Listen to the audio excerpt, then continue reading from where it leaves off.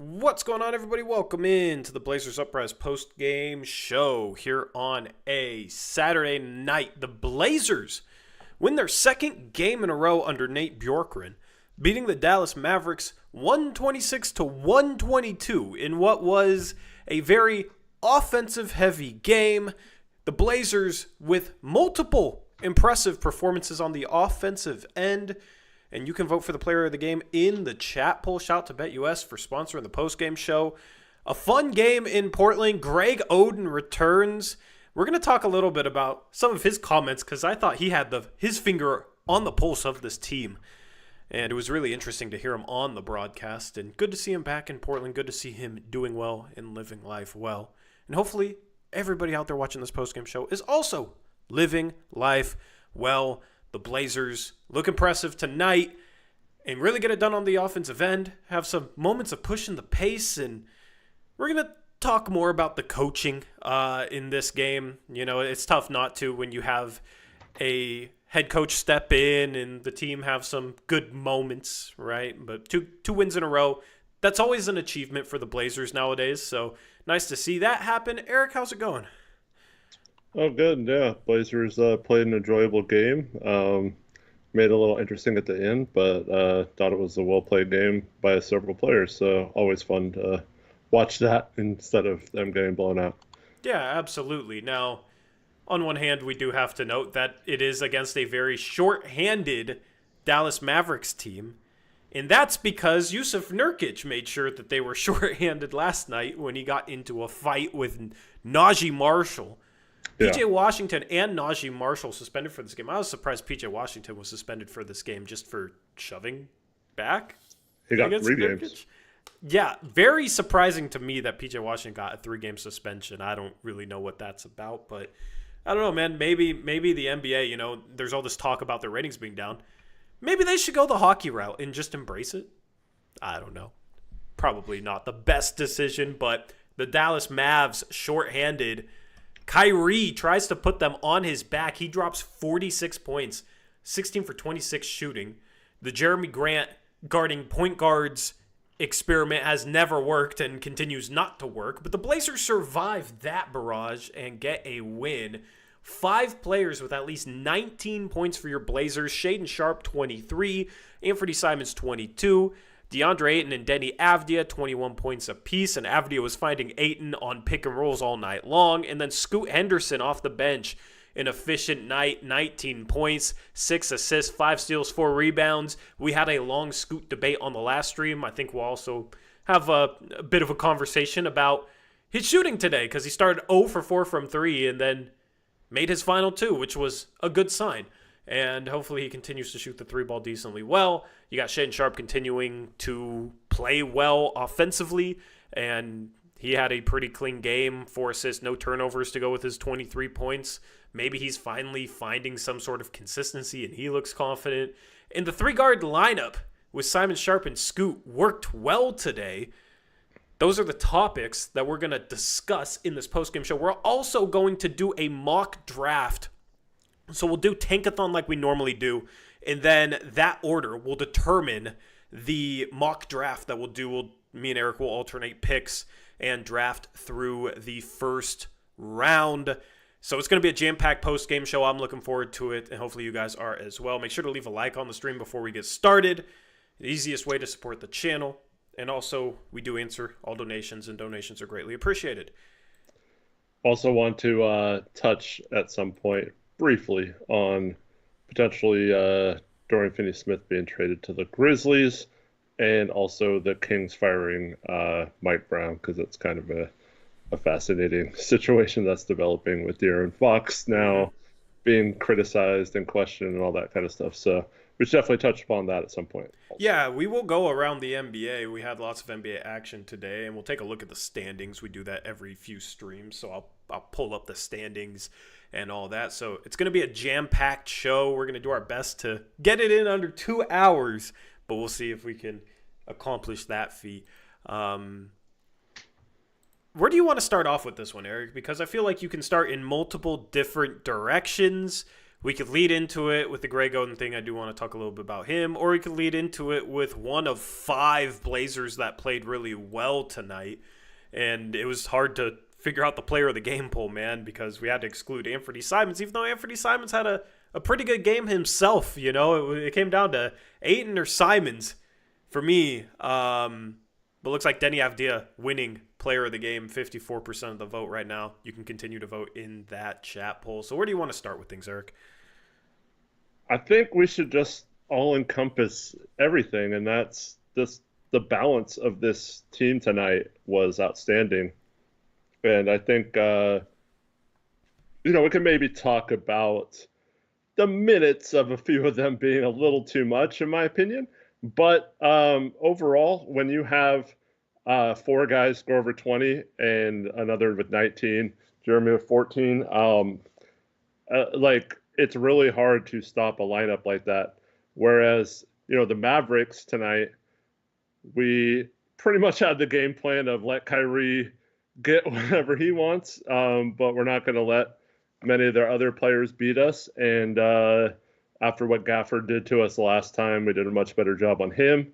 And I just thought the balance of this team was the story of this game. Multiple contributions from pretty much everyone who played outside of Murray and Rupert, who only played limited time. But everyone who played major minutes in this game, I thought, contributed well.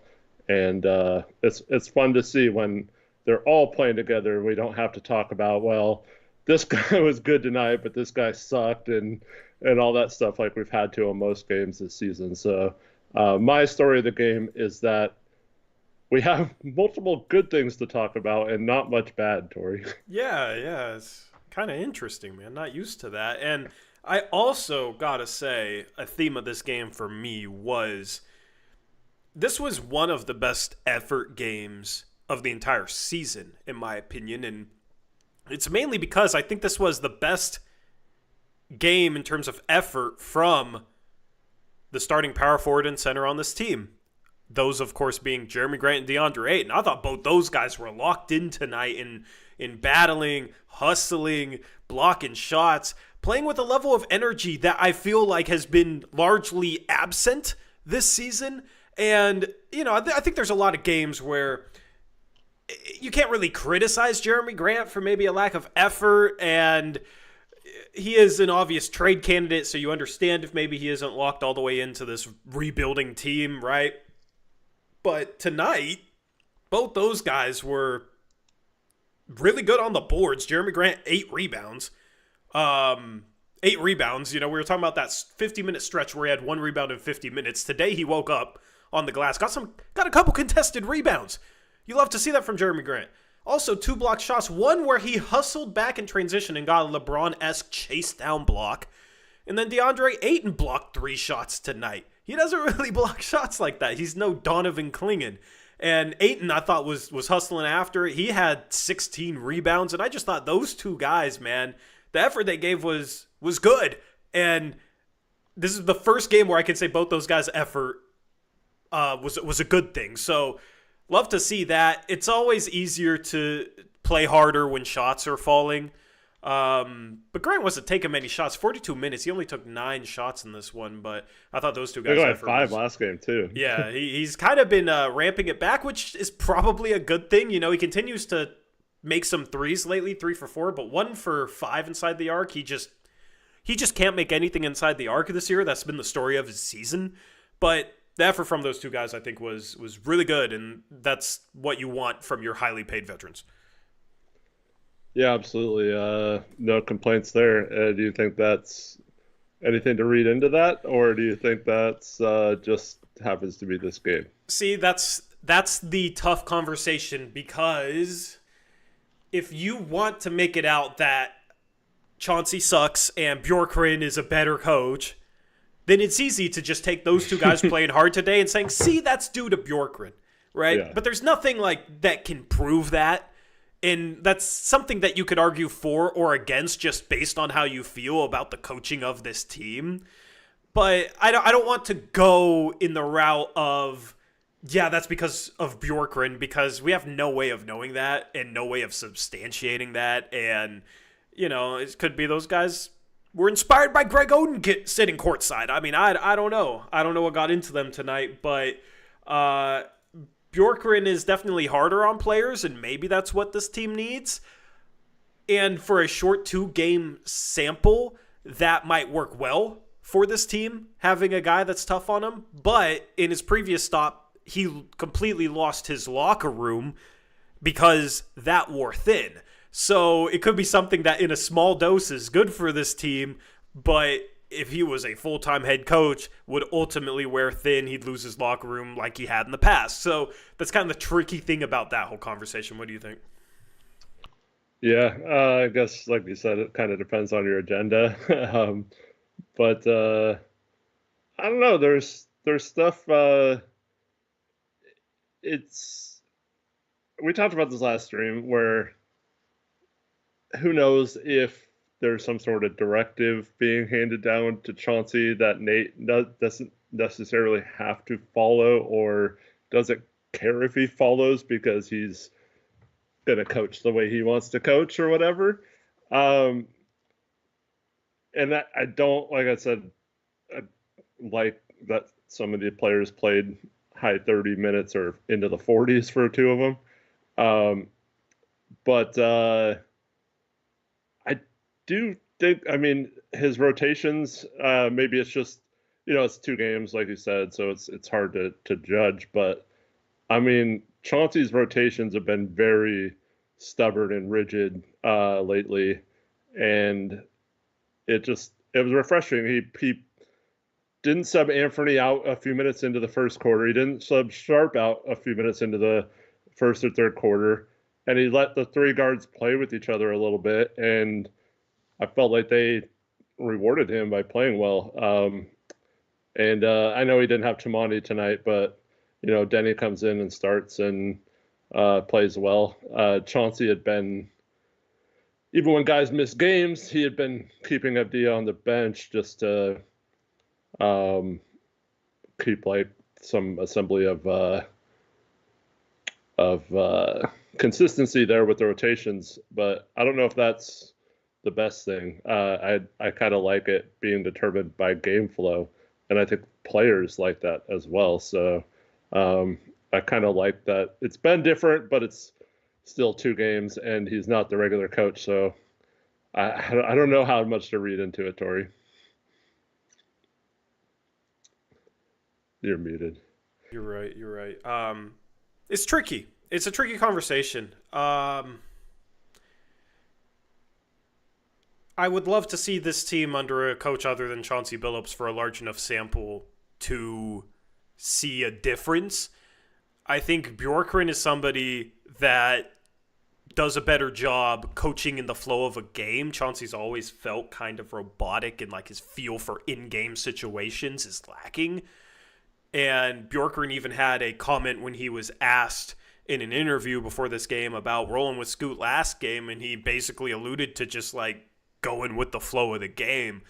I forget his exact phrasing on it, but that's along the lines of what he said. So, it's you always got to be able to go with the flow of the game, right? Sharp starts off this game shooting really well. He should not get subbed out 5-6 minutes into the game when he's on a hot streak, when he's shooting. Yeah, let him go. Jeez. You ride that wave, right? We're talking about flow and waves and all this. You ride that wave, and you see if you can get even more out of him, because he came into this game, he was playing super confident, right? And when he's confident and when his shot is on, you don't want to cut that short and send him to the bench where he loses the rhythm that he's building at the start of a game.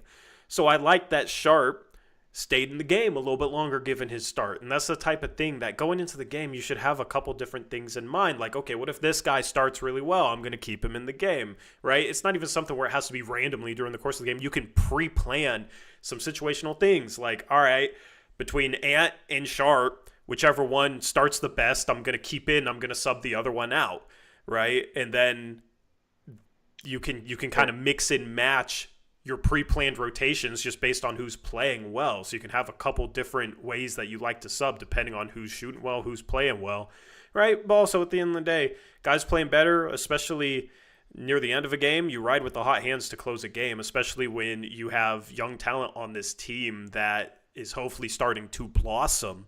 You want to give those guys every chance to blossom. You want to give those guys minutes and crunch time situations. And pretty much every game the Blazers win is a crunch time situation. They've been surprisingly good in crunch time situations this year. Their last three wins, tonight was by 4. The past 2 nights they won were by 2 points and off of game winners by Anthony Simons and Scoot Henderson. So I think those moments are good for this team. I think they're confidence builders. I think it's good for the young players to be put in situations, high pressure situations. And you look at Shaedon Sharp, he's performed really well in the clutch this year. It wasn't really him tonight. He did have a big bucket late, but you look at Sharp and we talk about maybe his demeanor being too cool, but in crunch time, it seems like he's completely unfazed, which is a really good trait to have. So, interesting conversation about the coaching. I don't want to focus too much on Bjorkgren versus Chauncey in this game. I feel like we did that a lot last game. And I feel like anything that went well in this game, you could try and draw a line to Bjorkgren and say, yeah, that went well because Bjorkgren is over there on the sidelines instead of Chauncey Billups. But it's more so just about the decisions that Bjorkgren himself are making being logical in the moment. I do have a question before we move on from Nate, though. Yeah, do you think it's a coincidence that arguably Scoot's 2 best games of the season have been the last 2 games? I'll ask you this. So he'd been really struggling, right? Well, I'll answer this question, but I want to ask you kind of a question based on that question. What do you think he did better these 2 games that made it his best 2 games? Well, for one, I feel like, especially in the first half of this game, we pushed the pace more than we had pretty much at any point in the season. And I think they mentioned at halftime we had the Haber stat was that we had like 184 rating or something and on offense and the fast when we push the tempo. And I feel like we're getting a lot more situations where we're allowing our athletes to get into the open floor. And then also, I feel like Scoot is, I don't know, it's weird. It's like when he has the ball, they're doing a little bit different stuff to get shooters open or to get him places to pass to. And when he's off ball, I feel like they're doing a little bit better. Like they had that one play where they used him in the short roll. I think he might have missed the lay-in, but it was like interesting to see him get the ball around the free throw line and stuff. But like with Denny running the offense a little bit, Anthony running the offense a little bit, Shaedon running the offense a little bit, and Scoot running the offense, I think they're doing a good job of mixing it up and not really allowing the defense to know what's coming. Like I feel like I don't necessarily think it's just this last 2 games, I guess, but I do feel like Scoot's just, I don't know, he seems more comfortable in his role these last couple games than he's felt very uncomfortable recently. So I don't know. I mean, his finishing, I think, has been better. Like, he's had some impressive lands. He had an impressive baseline and one in this game. His mid-range stuff has been falling, right? So he hit a floater in this game. He hit a little mid-range sidestep going to the right. So his inside the arc game, he's just been A, making more shots. B, it seems like there's a little bit more spacing. And the problem is when Robert Williams and Donovan Clingan are healthy and they play both those guys together, the Blazers might get a lot of offensive rebounds and have some stifling interior defense with those 2 guys on the floor. But I don't think it's good for somebody like Scoot because every time he drives, he's just driving into a completely packed paint, right? I think in this game he had as much spacing as he had all year, and outside of Gafford, Dallas didn't have a rim protector, right? So the Blazers shot the 3 ball well, and that is why there was more space inside the paint, and Scoot took advantage of that. I also think decision-making has been better the past couple of games. He had one turnover where a defender just kind of jumped the pass. It was a good read, but he's been passing the ball really well. Guys have been making more shots when he hits them, and he's been just a little bit more under control, and I think his decision-making has been better. And then you look at the three-point shot, right? He starts off 0 for 4 in this game, and he gets 2 more open threes, and it doesn't matter that he's 0 for 4. He shoots the next 2 open threes confidently, right? He like pump fakes and then realizes the guy isn't coming out. And instead of like jab stepping and slowing down like he has in the past, okay, guy's not going to step out on me. I'm going to shoot it. Doesn't matter that I started 0 for 4. Hits his final 2 threes, goes 2 for 6. It's not the most impressive shooting night, 33%, but it's impressive in terms of, I talked about this last stream with like he needs to be confident in every open three he gets, he needs to shoot it. Now, that's what he did in this game, and I had no problem with the threes that he took because they were all open, good threes other than a 2 for 1, which it's a 2 for 1, right? It's situational shot. So I was happy with that, and I was happy that he kept his confidence, made his final 2 threes because it kept shooting confidently, right? Like, even if you're 0 for 4, if Steph Curry's 0 for 10, it's not like, oh, he shouldn't shoot again for the rest of the game, right? He's the greatest shooter ever, and he has the mindset that he knows he's the greatest shooter ever. So if he starts 0 for 10, he's due to make one. He's bound to make one, right? And I think that's kind of the difference with guys that really struggle from 3 and guys that can be better or are at least okay at shooting 3 balls is they won't let their previous makes affect them. So I thought that was a big thing, and that's something that I noticed. Those final 2 threes, he shot them pretty quickly, and instead of slowing things down and taking dribbles and trying to make the guy come out on him and then just saying, fine, I guess I'll shoot it on a step back or whatever. So is that Nate Bjorkgren being in Scoot's ear telling him that he needs to shoot everything if he's wide open? Every 3 he gets that he's wide open, he needs to let it fly? I don't know. And that's the thing. Like, why would his decision-making be better in, like, the mid-range game be better because of Bjorkgren, right? I don't really think that's a Bjorkgren thing. I just think this team, especially tonight, played with more flow, and I think for Scoot, that is a good thing. I know everybody views him as like, oh, he's a playmaker for others. He needs the ball in his hands, right? Like, his archetype is he's the engine of the offense, so he's going to be creating everything.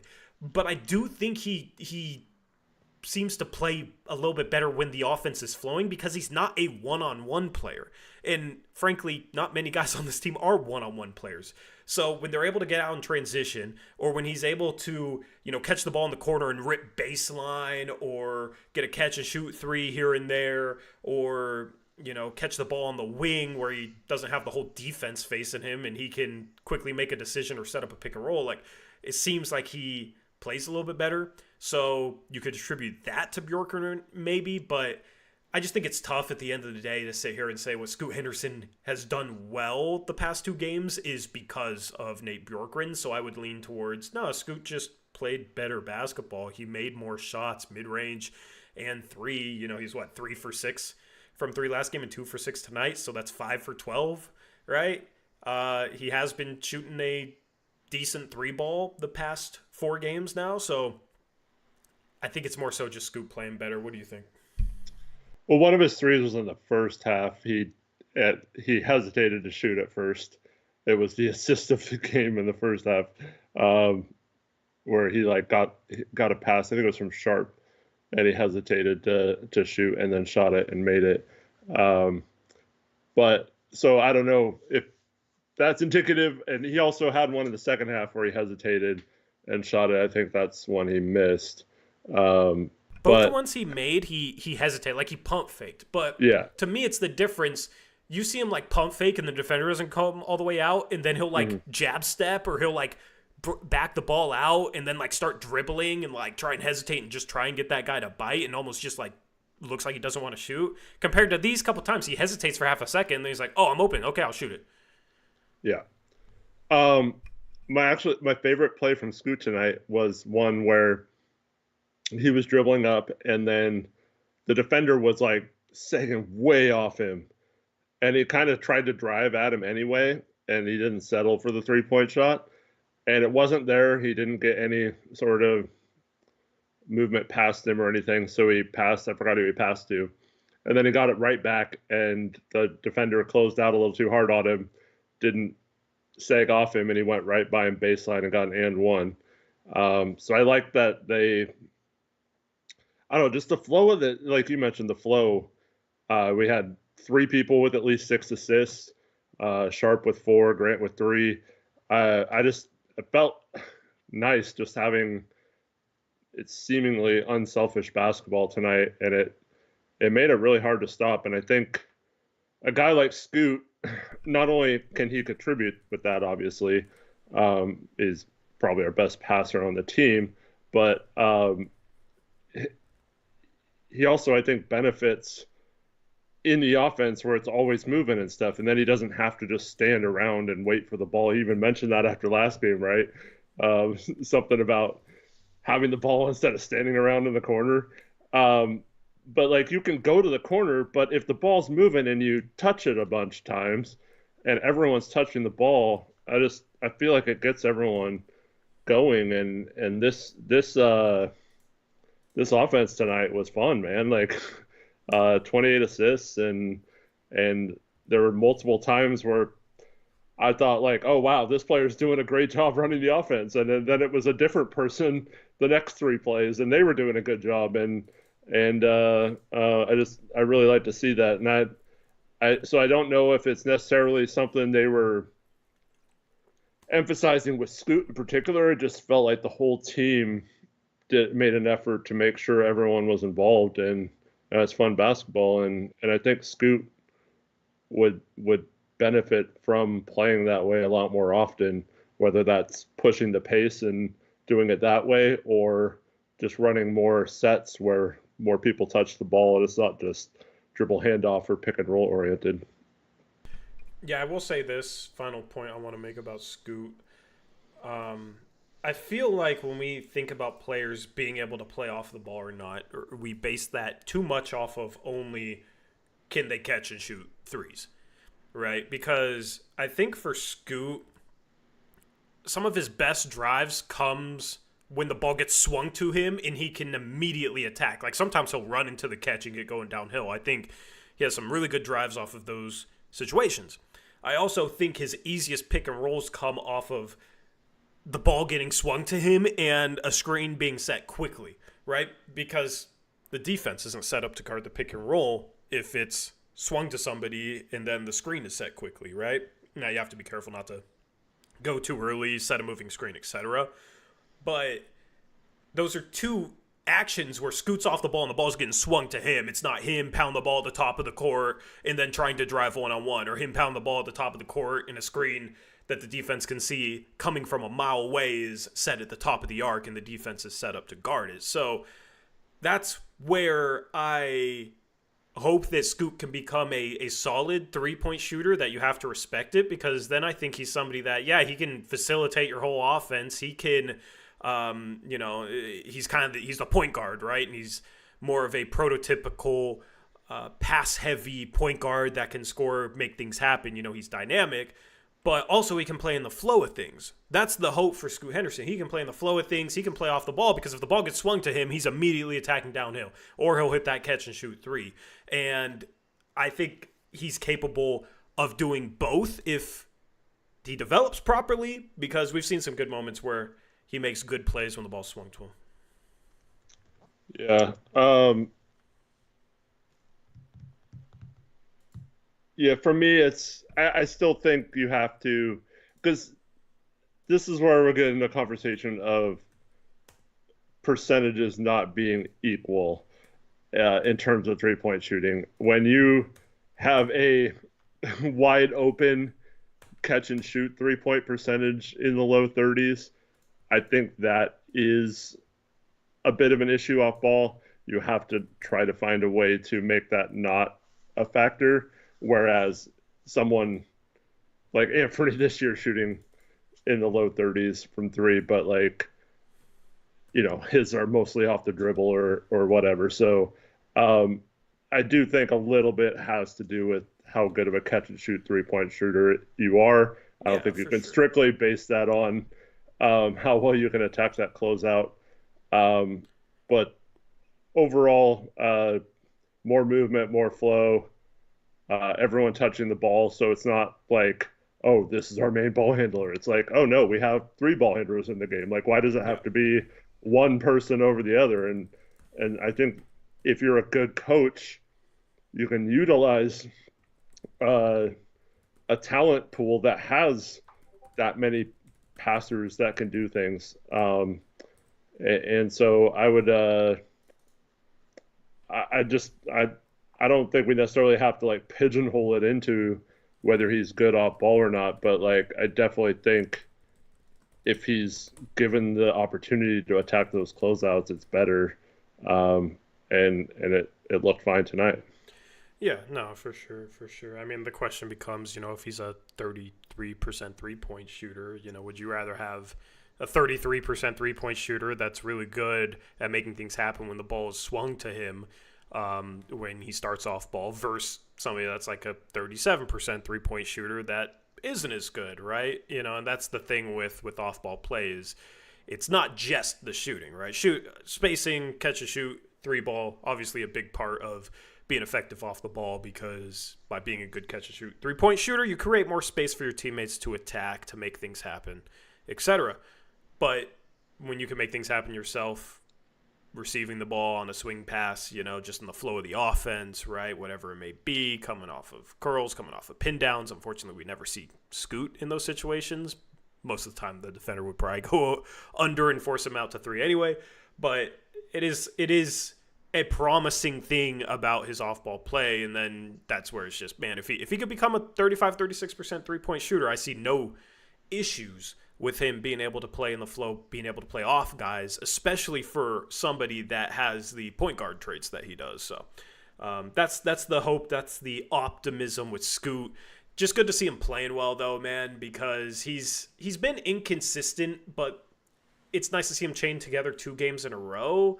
Mm-hmm. I still feel like at some point he'll like start having games like this, and then it'll become more of the status quo, and he'll take a step, he'll take a jump. Because if he more consistently played like these last 2 games, then we'd be talking about, oh, Scoot Henderson has taken a step. Oh, look, he's developing. Look, he's improving. This is what we needed to see. And I feel like we've seen some pretty good flashes at times this year. They've just been a little too infrequent, and then the bad games can be really bad just with nothing falling, him shooting some weird shots. And maybe this is the, Scoot fan in me, right? Because, I have preached patience with Scoot. He's still 20 years old, right? It's still very, very early. But that's the hope for Scoot, man, is games like this. One day he just starts having more games like this. He starts finding that consistency, and that becomes the norm for him. It's the same exact thing with Shaedon Sharp, where we hope that Sharp can find that consistency, and that's what reaching the next level is. Because a lot of guys in the NBA can have big games. I mean, Justin Champagnie dropped 31 on 13 for 15 from the field tonight for the Wizards, right? But that's probably going to be the best game of his season. These guys are in the NBA for a reason. They're all very skilled, especially in 2024. It's all about finding that consistency and being able to do what they show flashes of on a more consistent basis. And that's the trick for young players. So that's my hope with Scoot, man, is at some point this will become the norm.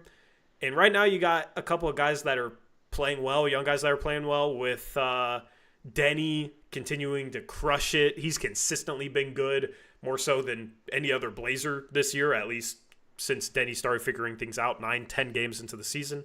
But then Sharp and Scoot, couple good games. He's been shooting a decent 3-ball. Sharp has been playing really well as well. This is, 4 good games for Sharp. And hopefully it's the start of something for these guys and not just another flash in the pan. Hey, show some respect for our leading scorer this season, Shaedon Sharp. Isn't he like the lowest leading scorer in the league or something like that for a team? Probably. It's probably a little over 18 after tonight, but yeah, it was 17.9. And I haven't tweeted much lately other than, Blazers Uprise stuff, but you're starving your followers.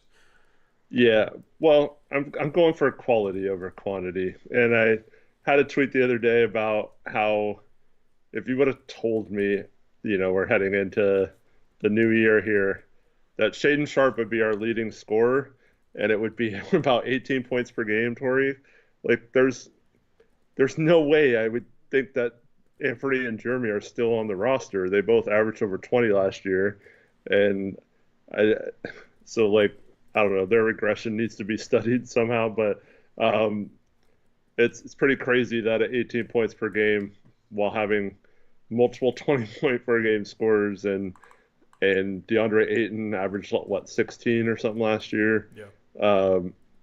Like with those three guys still on the team, that Shaedon Sharp is emerging. I would have, if you would have told me he was our leading scorer, I would say he has to be averaging like 22 or something, because like I wouldn't have guessed that both Jeremy and Anthony would have fallen off so far from what they have done the last couple of years. Yeah. Speak a little bit more about Shea, just what you saw from him tonight. I mean, he did hit some incredibly difficult shots. One like corner three fading like from the side of the backboard. That's what stars do, man. I know there was one at the end of the game, or towards the end of the game, big bucket when we really needed a bucket, where he hit some crazy fadeaway step back 2-point shot. But I think it's weird because now he's all of a sudden shooting the three ball a little better the last couple games, and so that's helping him out a lot. I just really like the flow to his game. He's doing a really good job of recognizing when he should attack. I would like to see him attack all the way a little more in terms of getting closer to the basket instead of settling for the pull-up or turnaround jumpers. Yeah. But other than that, I just feel like he's doing a really nice job of just scoring from all three levels. And, I mean, if you can do that consistently, that's what makes the star player, right? When you can score multiple different ways, it's really hard to stop.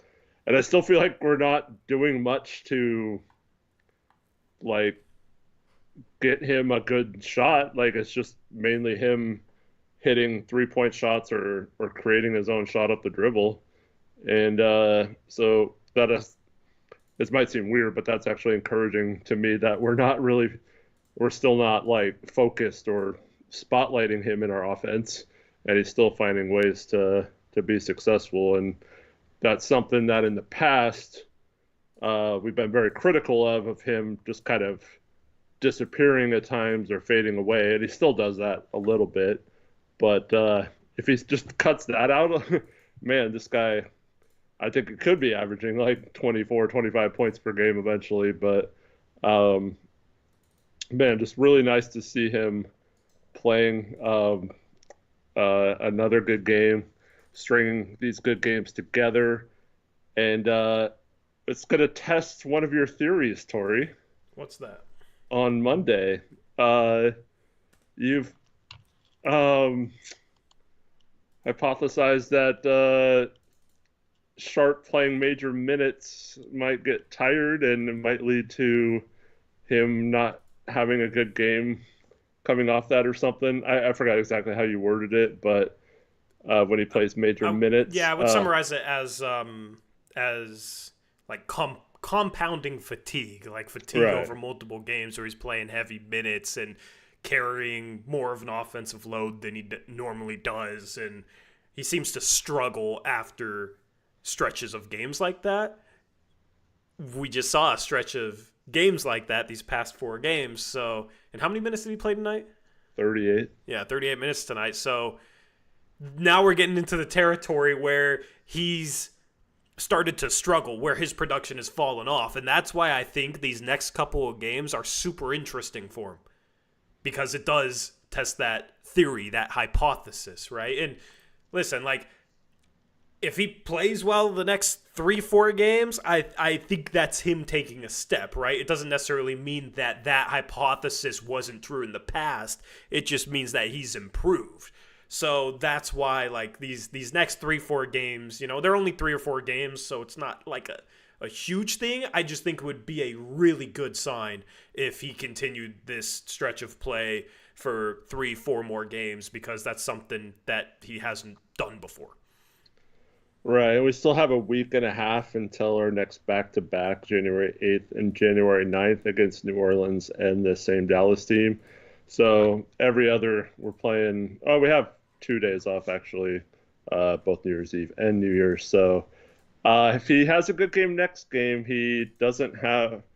He can rest 2 days, and then it's every other day for the next 2 games, and then leading into that back-to-back. So yeah, the schedule, although it's going to get a lot more jam-packed after the new year, it has been pretty kind to him if that is really a thing with him.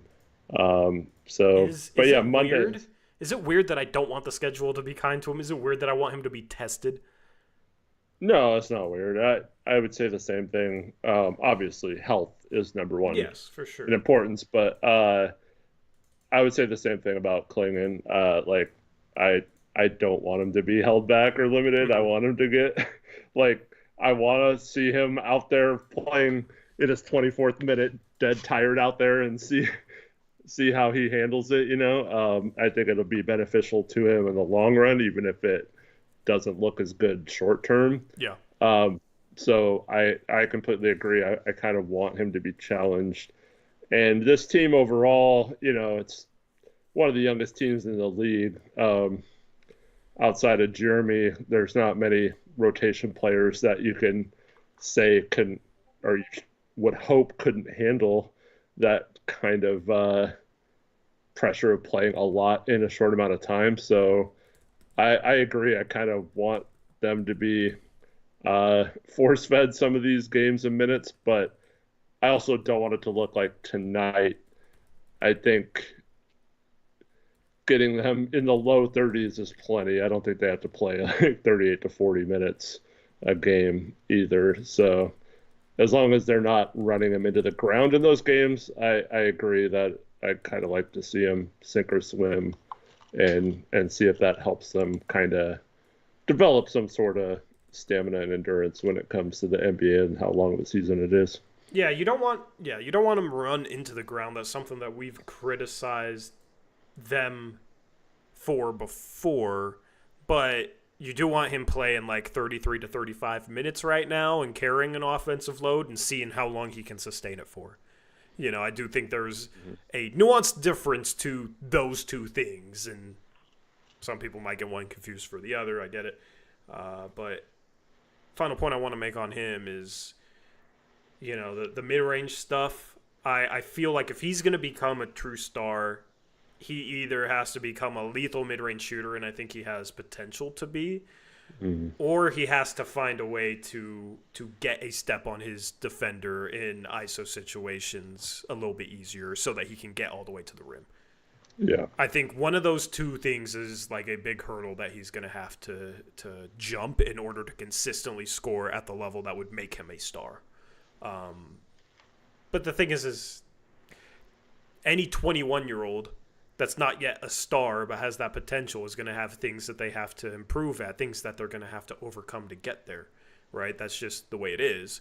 So, it's not a negative thing, man. I feel like some people misconstrued constructive stuff like that as negativity or not being a believer in Sharp. You got to say Sharp is the next Kobe and can do no wrong. If you really believe in him, that's how you got to be. Nah, man. There's things that ultimately, hopefully, he'll get better at, which will take him from where he is now to stardom, because he's not a star yet, but he's showing a bunch of signs that he could be a star. And it's finding that consistency. He's made mid-range shots. He's made threes during this recent stretch where, he's had times in his career he's really struggled to make any sort of jumper. So is the jump shot going to be consistent now? Because that's a big thing from three and mid-range. how consistently can he get to the rim? How much can he get to the rim? Is going to be a big thing to watch over the next couple of years when determining his development. Because if you don't get to the rim all the time, don't live at the free throw line, you almost have to make a living off jump shots. So you better have a really, really good jumper. And Sharp has a lot of moments where he can get to the rim, especially in transition, right? When he has a head of steam, he's pretty good. The standstill stuff, we saw him get guarded pretty well a couple times in a row by Quentin Grimes and shot a really tough turnaround mid-range fade. I think there's another turnaround mid-range fade that he hit. Those shots you can't really guard. It just comes down to, can he make enough of them to live off them, right, is the question there. So if he gets it done that way, great. If he can get to the rim more consistently, maybe improve his first step, improve his handle, great. If he can do both things, then his ceiling is through the stratosphere. And that's the dream, right? Mm-hmm. Yeah, I agree. His first shot in Summer League before he got hurt, some crazy fadeaway turnarounds after backing this guy down. And we were like, whoa. Yeah. And it's not a normal shot. Yeah. Obviously stars that have a bag like that, that's huge. So yeah, we'll have to see how that goes. If he tightens up his handles, man, I don't know.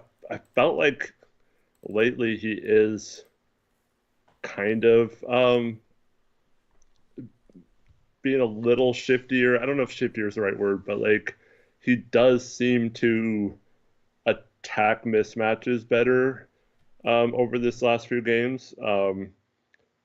And I was watching the what game was that? The Hawks Heat game earlier today. And they have, obviously Trae Young does this a lot where he just he's constantly looking like he's about to pull up or stop his dribble. It's almost to the point where he's carrying the ball, and then he'll do a crazy pass or pull up for a shot or go by someone, and it always looks like it's almost a double dribble or a travel or something. But if Sharp can get kind of a reputation for being a mid-range assassin or always pulling up, you can kind of hesitate or fake like you're about to stop, and you can then blow by someone. DeAndre Hunter was also doing that a lot this game, or that game, and Jalen Johnson as well. And I was kind of thinking about that watching him tonight pull up for those mid-ranges, where if he just kind of slows down for a second, makes the defender kind of step into him and then blow by him, that's something that he'd be pretty much unstoppable if he could consistently get moves like that. Yeah, I agree. Good to see him playing well, though.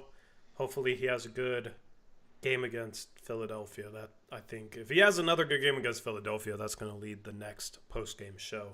I want to get into the player of the game, powered by BetUS, is voted on by the live chat. First, a quick message from BetUS.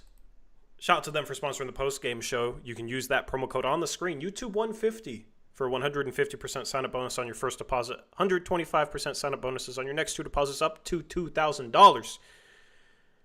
With that promo code, YouTube150. A great promotion as the NFL playoffs are around the corner, and you can get in on NBA or college basketball. Later on in the show, we're going to take a look at some lines on where certain NBA players' next teams may be. Basically, their odds for the favorites to trade for certain players. We're going to take a look because BetUS has a bunch of different lines for different players, including Anthony Simons and other Portland Trail Blazers players. So we'll take a look at those near the end of the show. But if you want in on that action, make sure you use that promo code.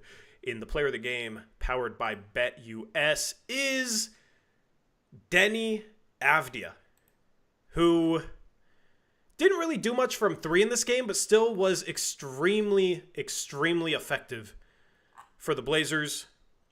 finished the game 6 for 13 from the field, but 9 for 11 from the free throw line. He lived at the free throw line. It's just that downhill attack. He doesn't need to make threes to be effective because he can live in the paint.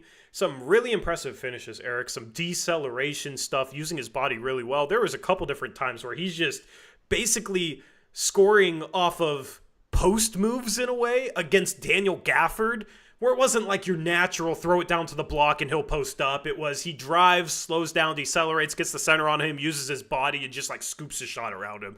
And it's just super impressive stuff. 6 assists, only 2 turnovers, and I think he got his arm hit on one of them, which caused him to lose the ball. 5 rebounds as well. Would have liked to seen him against Kyrie instead of Jeremy Grant, so there's a mark against a Bjorkgren, Eric. But Denny Avdija, once again, player of the game, voted on the chat poll, continues to play well, man. I mean, it's almost getting to the point where you know he's going to play well every night. Like, this dude has not had a bad game in...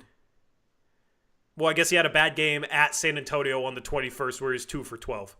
Other than that, only one other game where he scored less than 13 points in the month of December. That was that 42-point loss against the Jazz where everybody played bad and he only played 24 minutes. On the month, he's averaging over 16 points per game, 5 rebounds, 3 assists in 25 and a half minutes per game.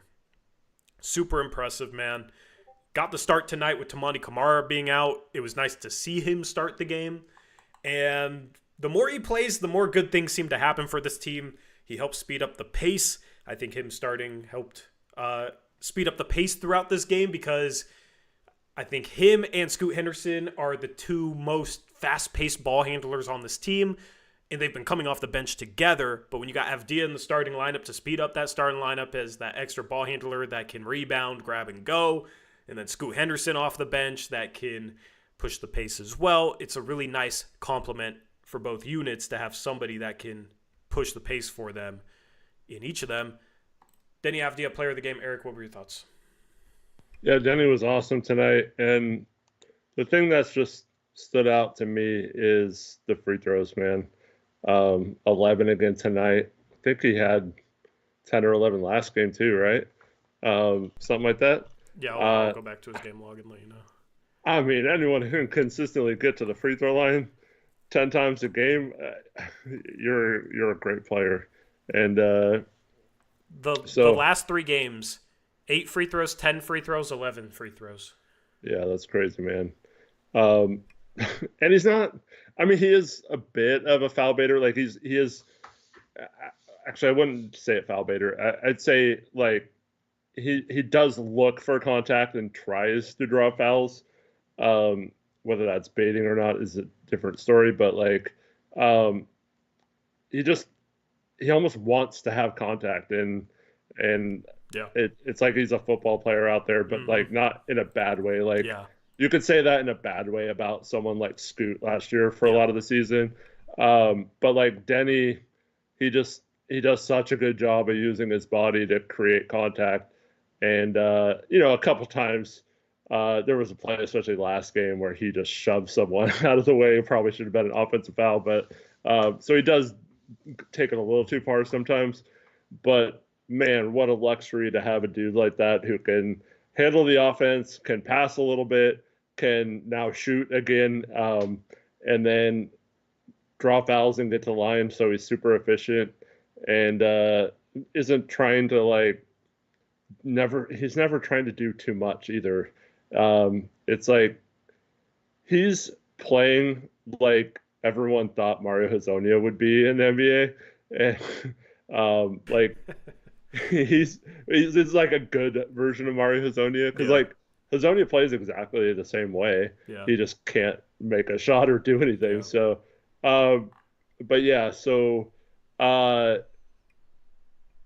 yeah, I mean, I love the way Denny's playing, and I don't know who you take out, if it's Tamani or what, but I think he should be playing this many minutes every game, and I'd like to see him stay in the starting lineup right now. You want to know something interesting? And these stats are not accounting for tonight's game, so his free throw rate is actually going to be higher than this. His 3-point attempt rate which is the percentage of field goal attempts from 3-point range.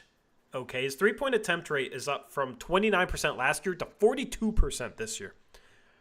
But somehow his free throw rate is also up from 34% to 41%. Now, I guess if you're getting fouled on more 2-point shots and therefore they don't count as 2-point field goal attempts, then that could help raise your 3-point attempt. I just thought that was something interesting, that both those numbers have seen a notable increase. Because you would think if he's shooting more threes, he wouldn't be getting to the line as much. But he is getting to the line more. And, I agree with everything you said about football player in a good way, seeks out content. I like that, man. As a basketball player, you gotta be physical. Okay, you can't be afraid of contact at the NBA level, especially when you have a body like his. Big, strong, 6'8", 6'9", whatever he is, super fast. Like he has these traits where if he shied away from contact, he would drive us crazy because it's like, dude, you're fast, you're strong, you have good body control, right? He just, the mindset where he just goes into games and attacks defenders, attacks boards, right? Never gives up in transition. I love his mindset, man. And it's the type of mindset that this team has lacked for a while. And, he's people compare him to Josh Hart, but I like how he's under more control playing at high speeds than it felt like Josh Hart even was. And Josh Hart makes great plays in transition, great plays when he's playing fast, but it just seems like Denny's always pushing the envelope with physicality and how fast he'll play at times, but never is out of control and doesn't commit a ton of offensive fouls. And I think that might be the most impressive part of his offensive game. Yeah. You know what I was wondering, Tori, during this game? What's that? We talk a lot about certain players that are best with the ball in their hands, but they're not good enough on a good team to have their ball in their hands, like Russell Westbrook or someone like that, Is Denny maybe good enough to be like an exception to that, like where he might be best as your number one ball handler? Like, I don't know. I don't know, Depending man. on, I guess maybe the type of team you have around him, but like, I don't know if it's necessarily like a bad thing to just give Denny the ball right now and let him make like those passes he had to Deandre, like during that stretch where had 2 or 3 alley-oops to him in a short amount of time, like that was crazy. And so I don't know, man. I think he might be able to, like, I mean, obviously you still need a balanced attack like he had tonight, but like he might be changing my mind about, like, okay, he's not like a primary ball handler, he's a secondary ball handler. I was like, well, why can't he be a primary ball handler? He's really freaking good.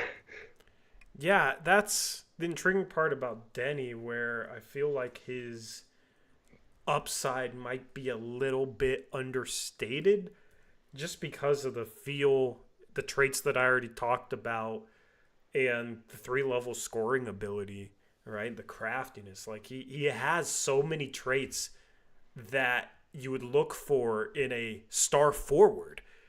And you just look at the last 3 games and how he's been able to get to the line too. And it's like that's some star stuff. Right. Now, he's not a star, but it's like he's still young. What is his ceiling? What is his realistic ceiling? Because it feels like it should definitely be more than just a role player with all the things that he can do.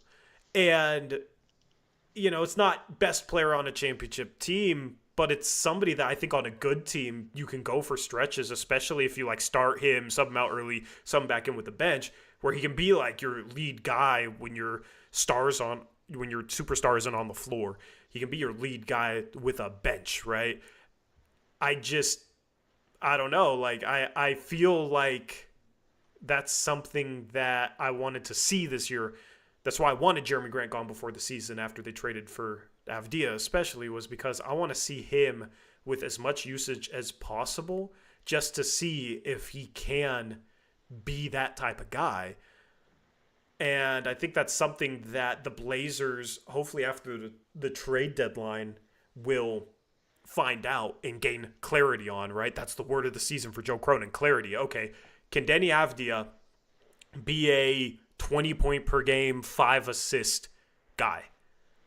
Because I mean, he practically is. I mean, I know it's only 3.2 assists right now, but yeah, I mean, I think it'd easily be a 25 and 5 guy, maybe even more rebounds, but like a 27 and 5 guy, you know? Yeah, I mean, he's averaging 25 minutes a game, averaging 16 points per game the past month, right? So what if he was playing 35 minutes a game? How many points is he averaging? He's been doing it super efficiently. So that's the question, man, and that's what I want to find out with Deni Avdija, because you've seen guys that are thought of as role players go to new situations and take a step. Jalen Brunson signed in New York, right? And he was coming off a season where he averaged, like 16 points per game, and his scoring jumped up to 24 and then 28, right? His scoring took a massive jump. And he was maybe somebody that you thought wasn't like big enough or athletic enough or a good enough three-point shooter to become a superstar back when he was with Dallas. But you just look at his craft and the way he kind of plays in the paint at his size and the way he gets shots off there. And speaking of Jalen Brunson, he had 55 points tonight, right?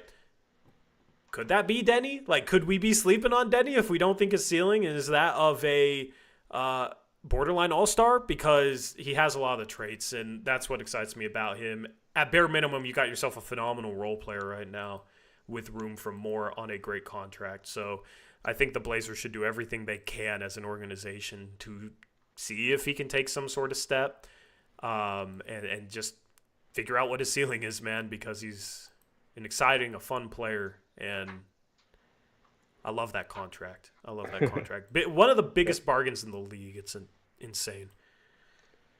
Yeah, so Matt, who's 6 Rings of Steel on Twitter, had that tweet. His exact stats over the last 13 games: 16.6 points per game, 51% from the field, 43% 3-point, 78% free throw, 5.5 rebounds, 3.7 assists, and then said quietly turning into Blazers' best player. I don't think it's quietly, unless you just don't know. I know. Well, that's the funny thing, is we've been saying it for a while, and some people are starting to say it now. And it's funny because there's that rumor. Remember training camp where there was Chauncey never said it. Said that. Yeah. But it was reported. Yeah. Well, we're seeing that. Some people thought that was crazy. Ready to play. Warriors look like they've been haven't had one of those in forever. It's been so long since we've had an ESPN autoplay interrupt the stream. Eric, I don't know. I need to stop doing this, but I'm still happy that one of my hot takes this past offseason was right. With him versus Jeremy Grant. He's better than Jeremy Grant, man. He's better than Jeremy Grant. And that was a hot take at the time. But I will always value guys with a higher feel that can, make some of the same shots. I will always value the guy that's craftier, that uses their body more, right? Like Avdija as a scorer, I think has better traits than Jeremy Grant. Jeremy lives off threes. Last year he was like quick enough to beat guys to the rim, but Deni just has more in his bag and has more craft. And then you look at all the other little things. Give me that 10 times out of 10.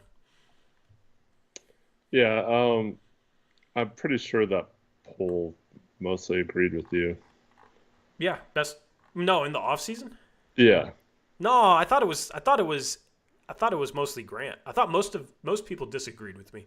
Somebody bring it up, because No, there was a poll. I think it was most people agreed with you in the poll, but there was a couple people strongly against you, a vocal minority. Yeah. I thought it was the other way around.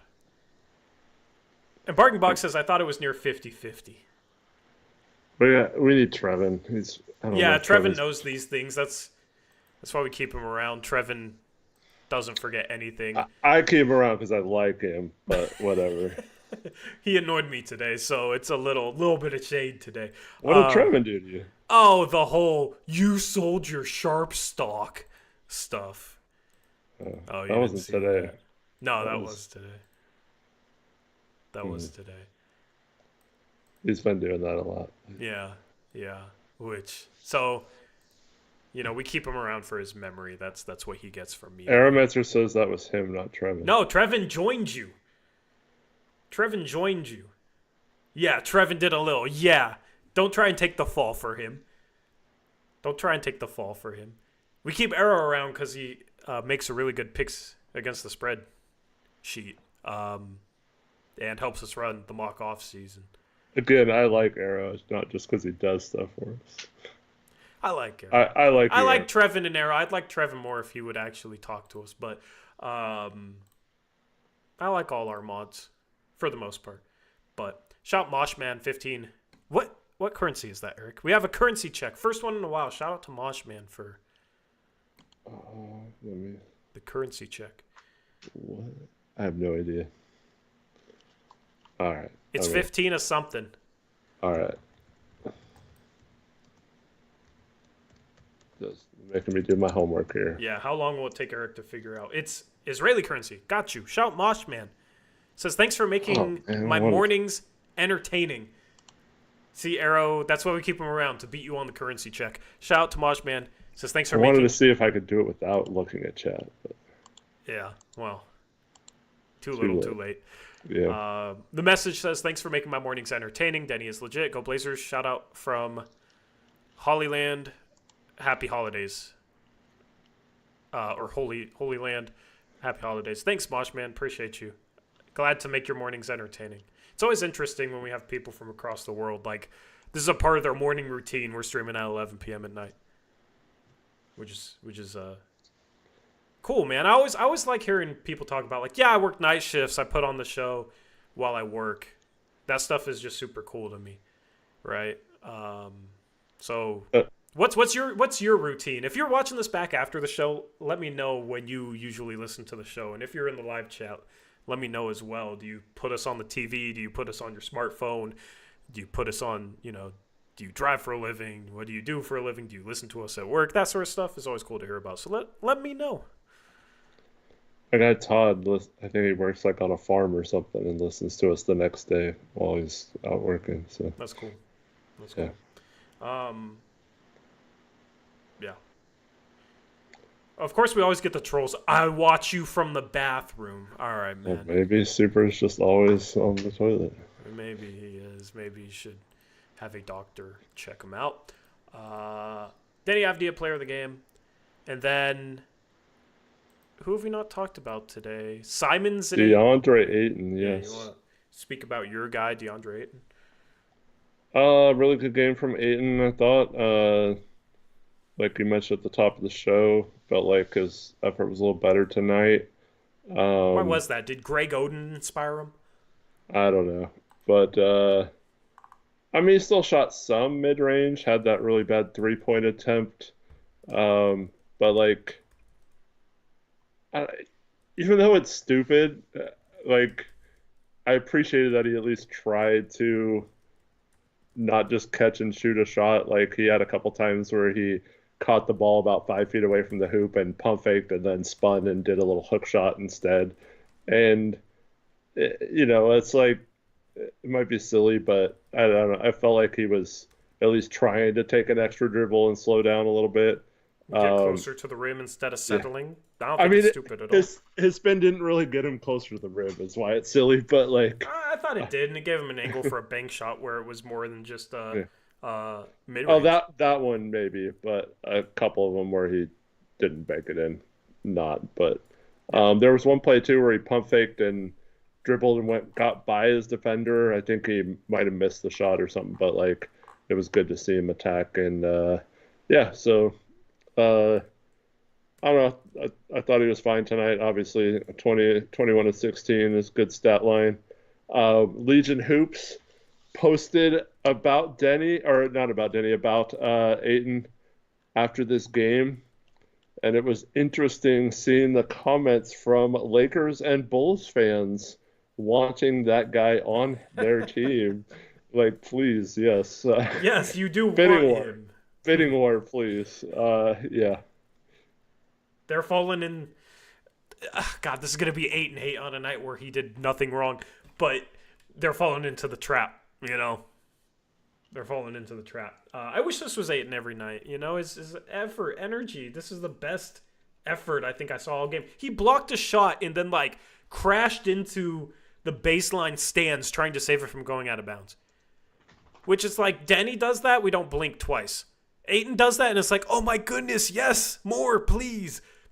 And then, did you hear Greg Oden break down, like, his game? And it was perfect. Like, I could not have worded it any better, talking about, like, wanting him to dominate more, which is kind of funny, considering dominating is Ayton's favorite word. But, you know, let me just say this about Greg Oden. Dude obviously still pays a ton of attention to the NBA because he sounded like a seasoned analyst talking about Gafford and players on the Mavs and stuff, and he even said like he still watches NBA TV all the time, like keeps up with the game. He could be an analyst, man, because he's well spoken. I was just really impressed with Greg Oden's interviews on air and before the game, man. I gotta give the Blazers credit. The one thing they've done well is bringing back some of the former guys, Brandon Roy, Greg Oden. I think, we criticize the organization a lot, but I think that's been a really good gesture. Good for the fans, good for these former players, good for the current Blazers on the team to see the way Blazer fans will celebrate their former players, you know, what they mean to them. And I think that's something this organization has done really well. And Oden gave a breakdown on Deandre Ayton, basically saying, I want him to dominate more. I want him to play more in the dunker spot, right? I want him to roll harder. You know, he's a good mid-range shooter, but, you know, roll all the way to the rim. I'm paraphrasing some of this, right? But roll all the way to the rim. That's something that we've talked about at times this year. And then, you know, then you can play in the mid-post and use that mid-range jumper, but, you know, pump fake it. Try and use it to get a defender off their feet and then put the ball on the floor and get to the rim. And it's like, yeah, that is perfect. And I had a tweet. I was like, can we hire Greg Oden just to be Ayton's personal big man coach? Because I thought what Oden had to say about Ayton's game was perfect. Perfect. Did you hear that, Eric? Yeah. I also liked how he said that he doesn't hear any communication on defense, and that's the problem, which we've talked about as well. Yeah. And that's Ayton's the main. Your starting center needs to be, if not the main communicator, at least very vocal. And so most good defensive units have a center that barks out what's going on around them the entire game. And if Oden didn't hear that at all, then that's indicative on why this defense struggles. Yeah, and that can be Klingon. If Klingon stops doing that, that says to me it's a culture coaching problem, because Klingon won 2 national championships being very vocal on defense, and that's like in his DNA. So that's the hope with Klingon going forward, and that's some of the little things that we talk about with Klingon being good at. And, you know, he definitely shuts down the paint, but he's also very vocal. So, and that's something that the coaching staff, I think, has to do a better job of holding accountable. Because you gotta talk defensively, man. Sometimes I feel like I talk more Here I go. Dude, I'm on a streak today talking about me and my rec league. How can we relate this back to Tory? I know, we got to make it about me. But, bro, sometimes I feel like I communicate more in my rec league just being the little tryhard that I am than this Blazer team. So. Yeah. But here's the thing. You got to call out every screen or else your teammate could get legitimately hurt. Okay? But also, it's like, I don't understand some basketball players that don't find enjoyment playing defense. One of the most enjoyable things is, like, being able to rotate effectively and, like, you know, you get screened off pretty hard, so somebody switches out, so you peel back to the roll man and intercept a pass, right? Like, being on a string and communicating and just being able to, like, you know, switch off ball into better matchups and, like, see that. Just, like, that little stuff to me has always been enjoyable. And it's the type of thing where if I see on the court, I really like to watch it. I feel like that's just the nerdy side of me that other people don't notice. But it's like when Klingen's on a wing and Sharp's on a big, and Klingen calls out to Sharp to switch out to the corner so they can switch into better matchups. That's something I've seen Klingen do multiple times. It's just little stuff that's smart basketball, and it helps you win games because, well, it might not seem big. You know, they're just switching into better matchups off the ball. It's like, okay, what happens if Klingen gets isolated on the perimeter? Maybe he picks up a foul, gets into foul trouble. Now you don't have him, right? Or Sharp trying to battle for a board, and he fouls because he's stuck on a big, you know? Like, somebody else might play great defense, but if you got Sharp trying to box out Daniel Gafford or whatever the opposing center is, that can easily result in a putback, right? Where it's like, it doesn't even matter that your teammate busted his ass playing some good isolation defense. You're mismatched on the backside, and that can cook you. So being able to switch out of mismatches, you know, you get cross-matched in transition or, you know, switched off the ball for whatever reason, being able to deal with that properly is something that really good defenses do. But you got to be able to talk. You got to be able to communicate, right? Because if you're both trying to switch with each other silently, what if one person doesn't get the memo? You know? All of a sudden, you got two guys guarding one, and somebody else is completely wide open. So you got to be able to communicate that switch, right? Pick and roll defense. You got to be able to call out the screen, and if you're going to switch out, you got to call switch, right?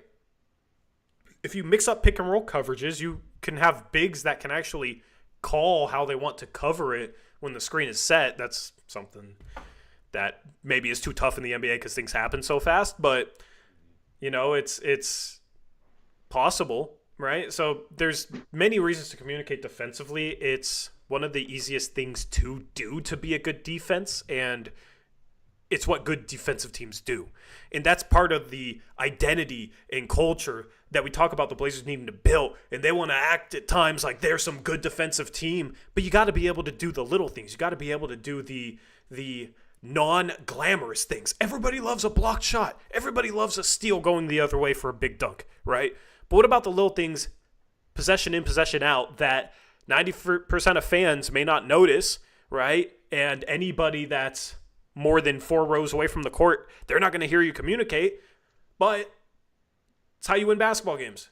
It's how you win basketball games. So it's something that needs to be held accountable more by this coaching staff.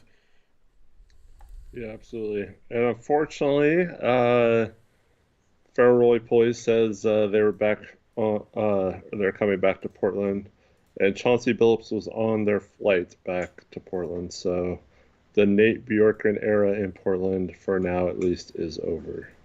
Yeah, I mean, yeah, I don't even want to phrase it like that because Chauncey's only gone due to a, you know. But it's like, it's tough, man, because this is just stuff that Chauncey has struggled with, and you know, the criticism of Chauncey, right? Like, condolences to him and his family at the same time. It's a profession with only 30 spots in the world, right?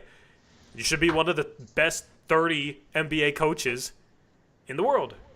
And I don't think Chauncey's one of those guys. And that's just unfortunately the way it is. And, man, it gives me hope for when we have a new coach, hopefully next year. I wonder if the Blazers feel any type of way about these couple of games under Nate Bjorkgren going pretty well. At the same time, the Blazers barely beat the Utah Jazz and a super depleted Mavs team at home. Mm-hmm. So the defense tonight wasn't particularly good. No. The effort level was high, but I don't know. Like, okay, I don't want to say the defense is bad. You just put Jeremy on Kyrie, and he can't guard guards. And that's what we've said for eternity, and Kyrie put 46 on him. Right? So, Kyrie made some tough shots, too. Props to him. You know, if he has a bad offensive night, we win by 15, 20 points. Yeah, absolutely. Any other Blazers you want to talk about tonight? Just feels like 5 players played tonight and nobody else left an impression. Oh, Chris Murray, he played a little bit. He's barely been playing lately. And Ryan Rupert got 4 minutes. I didn't even know it was Ryan Rupert's 4 minutes, man. He got 2 fouls and didn't record another stat. Yeah, he was in there very briefly, but at least he got some run. Yeah, good to see. Klingon, what'd you think of Klingon? I mean, he's still, I don't know, he hasn't left right since he came back, and I don't necessarily think it's like bad for him or anything. I just think I don't even know if he should be playing right now, but yeah. But I also want him to play more too. So I don't know if he's healthy. Yeah. That's not the reason I think he needs to play more. But I'd be really cautious with the man if his knee's still bothering him. But yeah, that's for sure.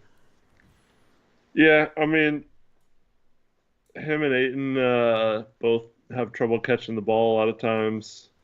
Hopefully that. I'll say I disagree. Ayton has trouble catching the ball. Klingon is fine catching the ball. He struggles keeping the ball after he catches it. It feels like Klingon will catch it and then get it hit out of his hands, where like Ayton, it'll bounce off his hands when he tries to catch it. Yeah, maybe. I know like, a couple lobs were too high, but there was one that was pretty good and he fumbled it. Maybe it was just the one play. So, but yeah, I don't know. I think defensively he's still a presence and stuff, no matter if he's agile or not. But yeah, I don't know. If they brought him back too soon, he's not fully healthy. I'd kind of like to see him just not play right now. Yeah, I agree. And then Jeremy Grant. Yeah, I mean, the only good thing I'll say is that it's nice that he's not trying to isolate and do a bunch of stuff right now. It's weird that he played 42 minutes and took less than 10 shots, but I'll take it, right? Like, I think that's what needs to happen as long as he's still on the team, and hopefully we just don't have that issue in a month, right? Yeah. Was there any trade updates, rumor mills, anything you heard, anything reported? No, there's nothing about Jeremy. Just that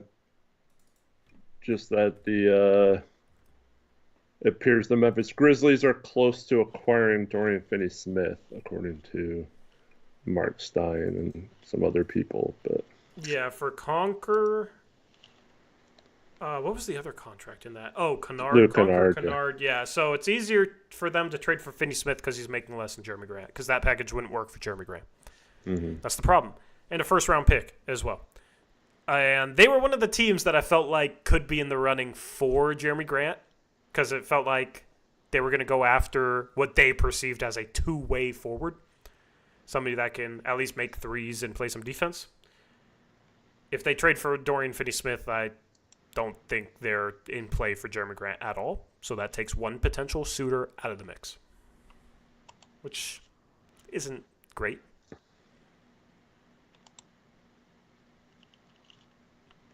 Yeah, although I don't know. Memphis doesn't seem like the type that would trade for that contract, you know? I mean, what team is going to trade for that contract? I know, but I'm just worried. saying, like, Memphis doesn't seem like the team. Are you not getting more worried as time goes on? I mean, obviously Jeremy hasn't played well this season, so it hurts his value. But yeah, I still think there's teams like the Lakers who will, if Cronin wanted to lower his asking price down to their level, he could. But yeah, I don't know. If he wanted to, but does he want to? I Yeah. don't know.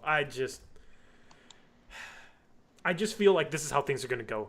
Oh, this team's trading for Dorian Finney-Smith. And then, oh, this team's trading for Cam Johnson. They're not going to trade for Jeremy anymore. And then it's like, okay, who's left? Oh, you got like one or two teams that then just say, like, nah, he's not played well enough. We don't want to give up legitimate assets for him. You know, maybe we'd rather trade, an expiring contracted seconds for Kyle Kuzma or whatever he's worth right now. You know, but Kyle Kuzma, you could also make the same defense for him that he's in a bad situation. He's better than he's played in Washington, right? this season because he's taken a step back this season after being really good last year. So, Lakers trade for Kuzma, and all of a sudden it's like, yeah, they're not going to trade for Grant. They trade for Kuzma. I have a gut feeling that's how this trade deadline is going to go for Jeremy Grant. I cannot shake that gut feeling, Eric. And maybe that's the pessimist within me. Hopefully that's just the pessimist within me, but we'll see. Yeah. Wes, I don't care if I owe you a beer. I'd gladly take you out for a beer if well, I wouldn't say gladly because I would hate that Cronin didn't make a single move. I owe Wes Davidson a beer if the Blazers do nothing by the trade deadline. Yeah, you're gonna get him drunk. Let's go. Yes, but like I told you at the time, I would have taken you out for a beer anyway, so it doesn't matter. Yeah, I still feel like they'll find a way to make one move, but it was funny because we had this conversation about like last offseason going into the season after they made the Avdija and Klingon move, and it was like, are they going to make a trade before the season? And we're like, lean towards yes, and then it slowly became no, and then right before training camp we heard some things, and it was like, yeah, the feeling like there's a legitimate chance again. Still no. What if the no, we had this conversation last offseason talking about, are they going to make a move before the start of the regular season? What if the answer was no through the deadline too? Man. Wouldn't that be crazy? But wouldn't be shocked. At some point, people need to recognize that the dude's just not good at negotiating, You would think. Yeah. But there's just no trades out there. What do you want him to do, Eric? I mean, Jeremy played bad this year. That's not Cronin's fault. I think it was Dame himself went through all the trades that teams had done or something to get players help, and it was like every team in the league pretty much. We echoed those same things from multiple streams when we were trying to win for Dame, and people kept telling us, well, what's he supposed to do? It's like, well, every other team finds ways to go all in or make moves, whether they're good or bad. Is another topic, but and now that we're on the flip side, it would still be the same argument, which I think is interesting. Now we're trying to sell these guys, so we'll see. New CBA definitely makes it tougher, man. It's going to be interesting to see how trades work in a couple years anyway, because I think you're going to eliminate the middle tier salary chip. You're going to have more guys on cheap contracts, more guys on more expensive contracts, and it's going to be harder to piece together salary that teams would be willing to trade for some of these big salary pieces on top of the stricter trade matching rules under the new CBA. If you're paying a lot of money, if you're past the first apron, past the second apron, trades might get, what's the word? The trade market might be lessened due to the new CBA in a couple years. And I don't think that's a hot take at all. And I think you could run into a situation where you have talented players, guys like Jeremy Grant or the other high salary guys that aren't quite stars, where it's impossible for more than half of contenders to even trade for them. And then if you have other contenders that have traded away all their first round picks and you're sitting there as a rebuilding team, it's like you don't have enough teams for a bidding war. I just think the trade market for these types of players is going to get worse due to the new CBA. Yeah, I think selling players that aren't good, I think, good players will always have a place, whether they have a big contract or not. I mean, the problem is not every team can match it, or when you have so many teams that can't aggregate salary, that makes it tough as well. But I think what it will do is the type of trades that San Antonio pulled off, where you take on a Harrison Barnes contract and get draft compensation for it, a 2031 first-round pick swap unprotected. That's looking very spicy right now with the Sacramento Kings situation. This is I think it's a situation where you want to be able to take advantage of teams that have to make moves to get under an apron or to make a sign and trade happen. Because we did see a lot of sign and trades. But yeah, it'll be interesting to see how it affects the trade deadline in general. Yep. Now let's touch upon a recent coach firing. Lots of coach talk tonight. Mike Brown gets fired by the Sacramento Kings. Not only does he get fired after recently signing a long-term extension, but he gets fired in a pretty classless way. He leads a practice, gives comments to media, right? Let me know if I recall any of this incorrectly, Eric. But he leads a practice, gives comments to media, and is driving to his flight for the road trip and gets called and fired on his way to his flight right after this practice and media availability, which is just a terrible way to handle things and reeks of De'Aaron Fox having a hand in it. And this comes a night after the Kings lose to an and 1-3. They were up 3, right? Jaden Ivey's sitting in the corner, if you didn't see this play. And De'Aaron Fox, you just got to take away the 3, right? A 2 doesn't beat you. He's sitting baseline. He's 7 feet off De'Aaron Fox and not facing him. The ball gets kicked to De'Aaron Fox, the ball gets kicked to Jaden Ivey. De'Aaron Fox has to close out. He jumps on the pump fake, fouls Jaden Ivey. Jaden Ivey makes the 3, gets an and 1, goes to the line, makes the free throw for a 4-point play to put the Pistons up 1. The Pistons win. And it was a ridiculously dumb defensive play with De'Aaron Fox just ignoring the shooter in the corner when you're up 3. And Mike Brown basically called it out in his post-game press conference. He didn't call out De'Aaron Fox by name. He just said, like, these guys knew the situation. I think he was saying they were supposed to foul up 3. Yeah, I forget. I'm like kind of paraphrasing, but he had some critical comments of basically De'Aaron Fox without naming him after the game.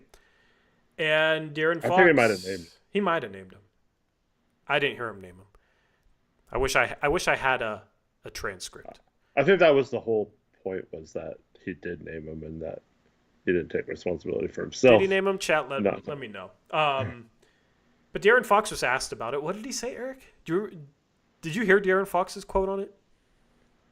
Yeah, he said something about yeah, I don't remember exactly how it went, but it made it seem like he had a. I gotta Google it. Sorry, didn't have the transcripts ready.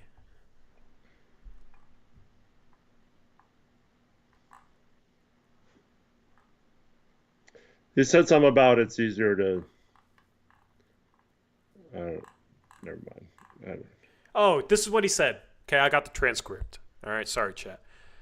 Fox said, it doesn't really matter. It's not going to make anybody feel better when he was asked about his late game foul on Jaden Ivey.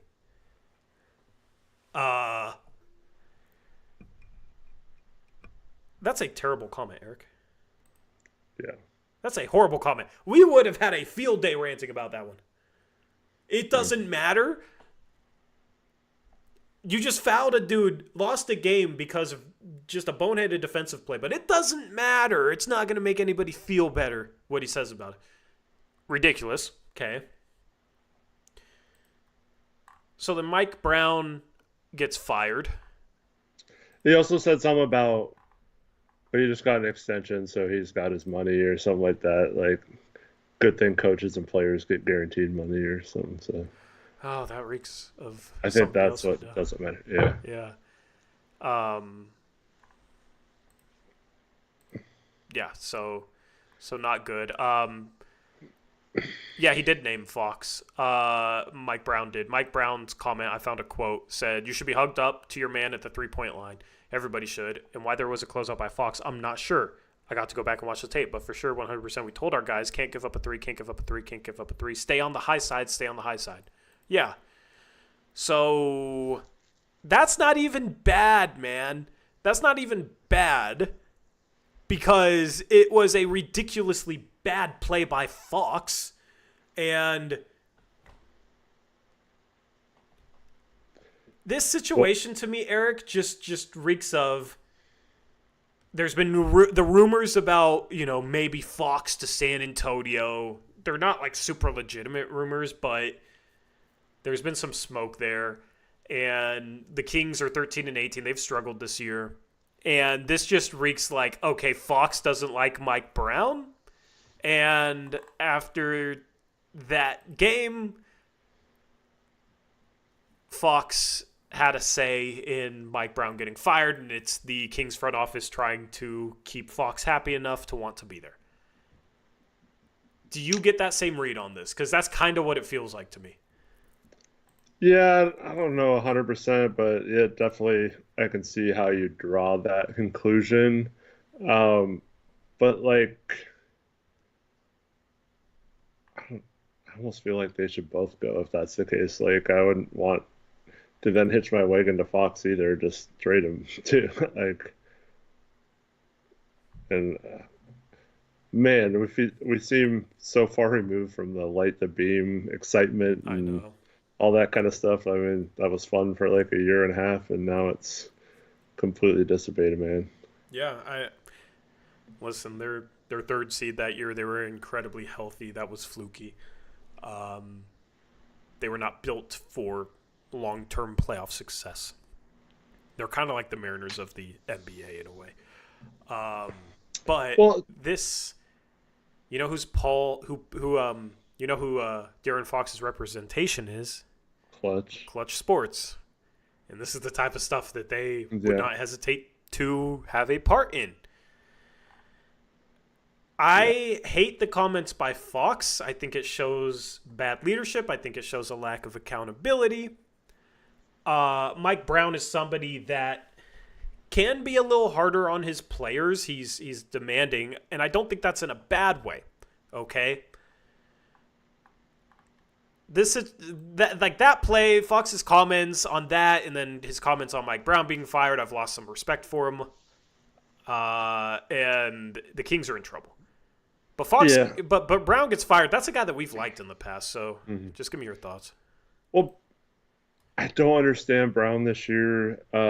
He seems to have some sort of vendetta or something against Keon Ellis, and Ellis at times has been really good, and he's at times hasn't played much or at all. Yeah. And it doesn't make any sense, and I think that's been a huge issue there. But I do overall like Mike Brown's style. For me, though, it's like he's had multiple coaching jobs and stuff. Like, I don't know, kind of, even if it doesn't work out, I'd rather take the swing on a young, unproven coach again and just keep swinging that way than someone who's been established. But I mean, I wouldn't be mad if we hired Mike Brown, but it's a guy who I mean, I don't know what he'll get now since he's been fired again, but I think his extension, he was making like $10 million or something a year, and once again we're paying Chauncey I think less than $2 million. So I don't think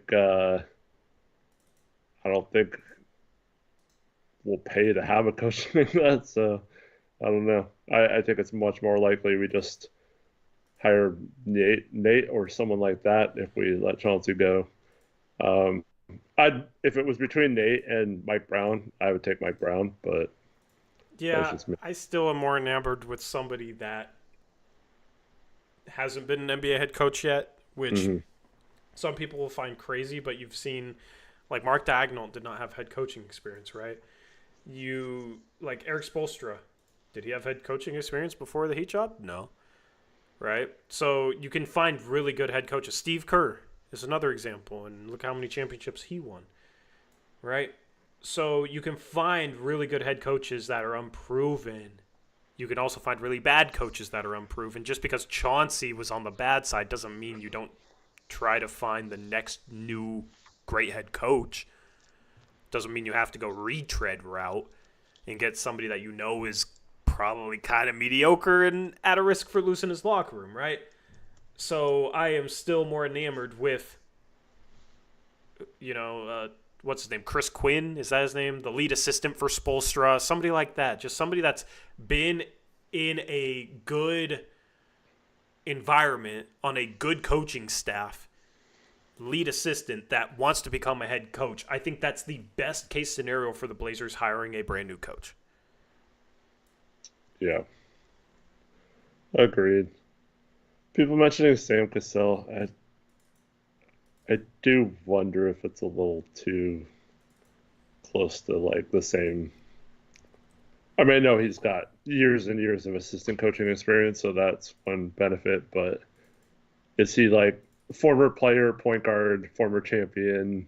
Is he a little too close to Chauncey? Like, I kind of want someone that's a little different than Chauncey as like a coach. Because like Dagnall didn't play in the NBA, Spoelstra didn't play in the NBA, and then Joe Mazzulla didn't play in the NBA. And those are three really good new coaches, right? Ime Udoka is a good coach. He was a role player. So you do have some former NBA guys that have become good head coaches too. It's just, it's tough to figure out, man. It's tough to figure out. Book is still out on JJ Redick, right? He hasn't been dealt the easiest hand, so. Anyway, anything else on that situation you want to touch upon, or do you want to move on to Tankathon? We'll do our mock draft. We'll try and make that fast, then we'll go around the NBA. I mean, if you can get a guy like Mike Brown as an assistant, though, you take it, right? Yeah, he was a long-time assistant on Golden State. The question is, for me is always, how much say does your assistant get? Mm-hmm. And, like, how much say is Nate Bjorkgren getting in what goes on in Portland? I don't know. I feel like if he was the head coach, we would have a completely different half-court offense. At least I would like to think so. But I don't know. So, it's tough. It's tough. Yeah, B. Skrillo mentions Mike Malone. He tore Sacramento's front office up. I don't know if you saw that, Tori, but yeah, just what a horrible organization they are. And Mike Malone was also fired by the Kings.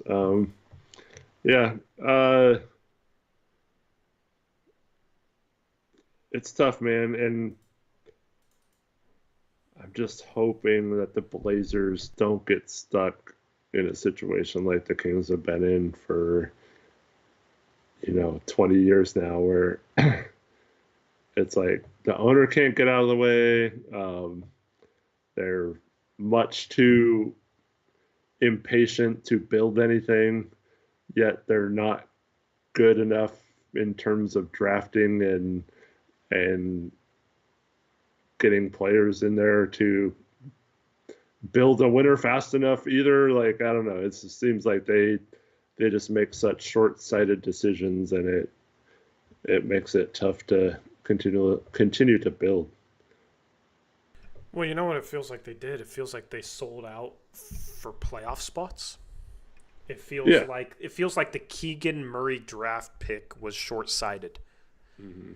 I criticized that pick so heavily because what's up? Almost everyone thought it was 4 was too high for Keegan. Yeah, there were some people that thought it was fine. There were like a few teams that day that it was weird. Like teams were trying to trade up to 4 to get Keegan, which is weird. But I mean, during that whole draft process, Jaden Ivey at 4 was like pretty much a lock, and then it was surprising when they didn't take him. Yeah, but even then, who was drafted 6th? Benedict Mathurin. I'd rather have him over Keegan Murray right now, and especially for the future. Who was drafted at 7? Shaedon Sharp. I would rather have him over Keegan Murray right now, and especially for the future. Who was drafted at 8? Dyson Daniels, and he was less high upside than Ivy, Mathurin, or Sharp. He was more like, probably a good role player. I would rather have him than Keegan Murray right now, and especially for the future, because he just took a huge jump this year, right? Who went 9th? Sohan? I mean, who would you rather have, Sohan or Keegan Murray? I think that's kind of a toss up. And then I'm trying to remember who went 10th. 10th was Johnny Davis, I think. Yeah, so that's the only guy. Yeah, that's the only 11th, Usman Jane. 12, Jalen Williams. Jalen Williams, obviously. 13, Jalen Duren.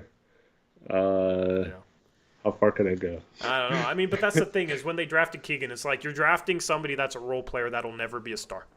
Never be a star. And then he has like a good rookie season. People are like, oh, see, he can be a star. Look how good he was as a rookie. But it's just like he doesn't have the tools. He doesn't have the traits to become a star. He doesn't have that level of upside, right? If you're drafting at 4, they hadn't made the playoffs in so long. They were drafting with the thought of, like, who can help us get back to the playoffs? They weren't drafting with the thought of who gives us a better chance at winning a ring long term. Because that's when you swing for upside. If you fail, fine. But if you hit, you got yourself a star to pair with Sabonis to pair with Fox, right? Same thing, like, they get DeRozan, and it's like, oh, look at it, they get DeRozan. Okay, DeRozan's not moving the needle in terms of making you a team that can win a playoff series. You don't have good, versatile, long defenders, and your defense is going to struggle because of that, right? Your bench doesn't really impress me. You got Malik Monk, but Kevin Huerter feels like he's taken a step back compared to a couple years ago. And then who's your backup setter? Alex Len. You got Trey Lyles there, who's incredibly mediocre. Jordan McLaughlin off the bench. Keon Ellis might be your 7th man, but Mike Brown traded him like an 11th man. So you got no bench. You just did not build. He only played 10 minutes tonight without Mike Brown, so I don't know what's going on there. But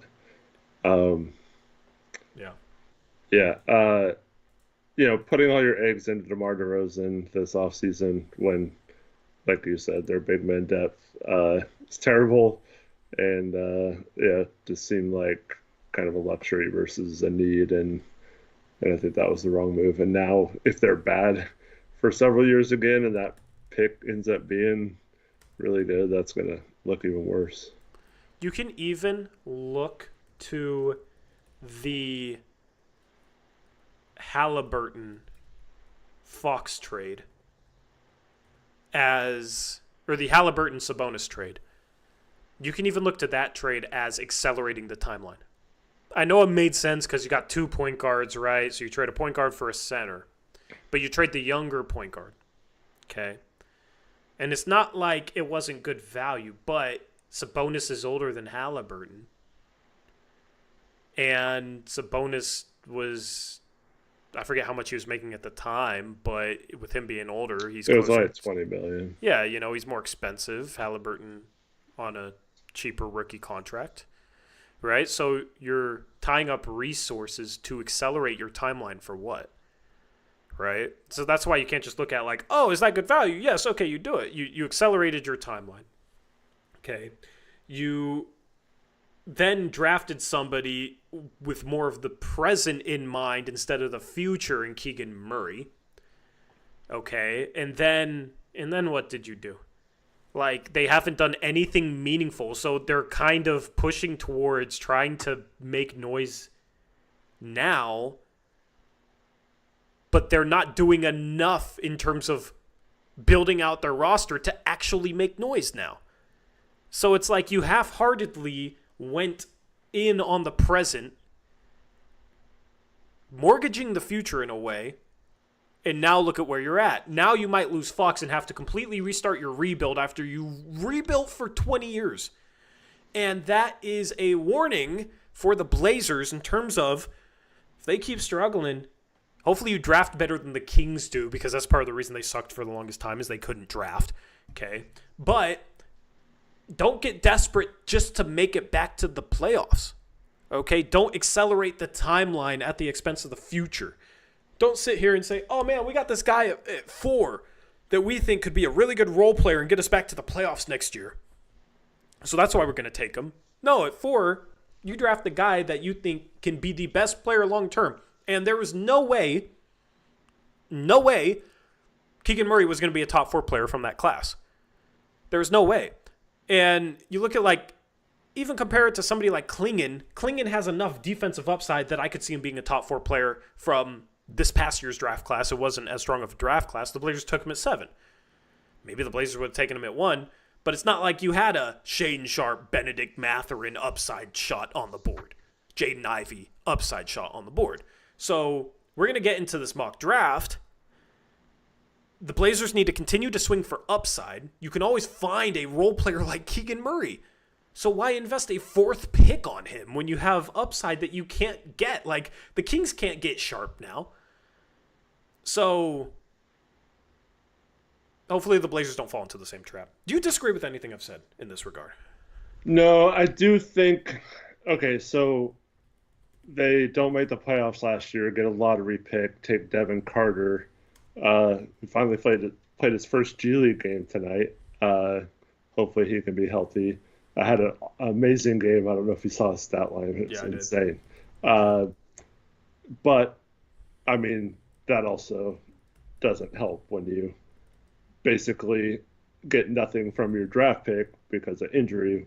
Maybe it's better than having a draft pick that sucks, but when you get nothing, no help from an offseason, basically, in terms of young players either, that's not good. So maybe Devin Carter comes back and plays well, and this is all behind them. But like I just think if you're focusing on the present, right, and you do everything they've done, you shouldn't be relying upon a rookie 13th overall pick to save you from being a 13-18 team at this point of the year. I know, but I'm just saying, like, they've got nothing from anyone other than DeRozan that they got this offseason. So, who else did they even get, though? Well, that's my point. They didn't get anyone. Right. So, I think the front office is a lot to blame for that. And so I don't even think it's Mike Brown's fault.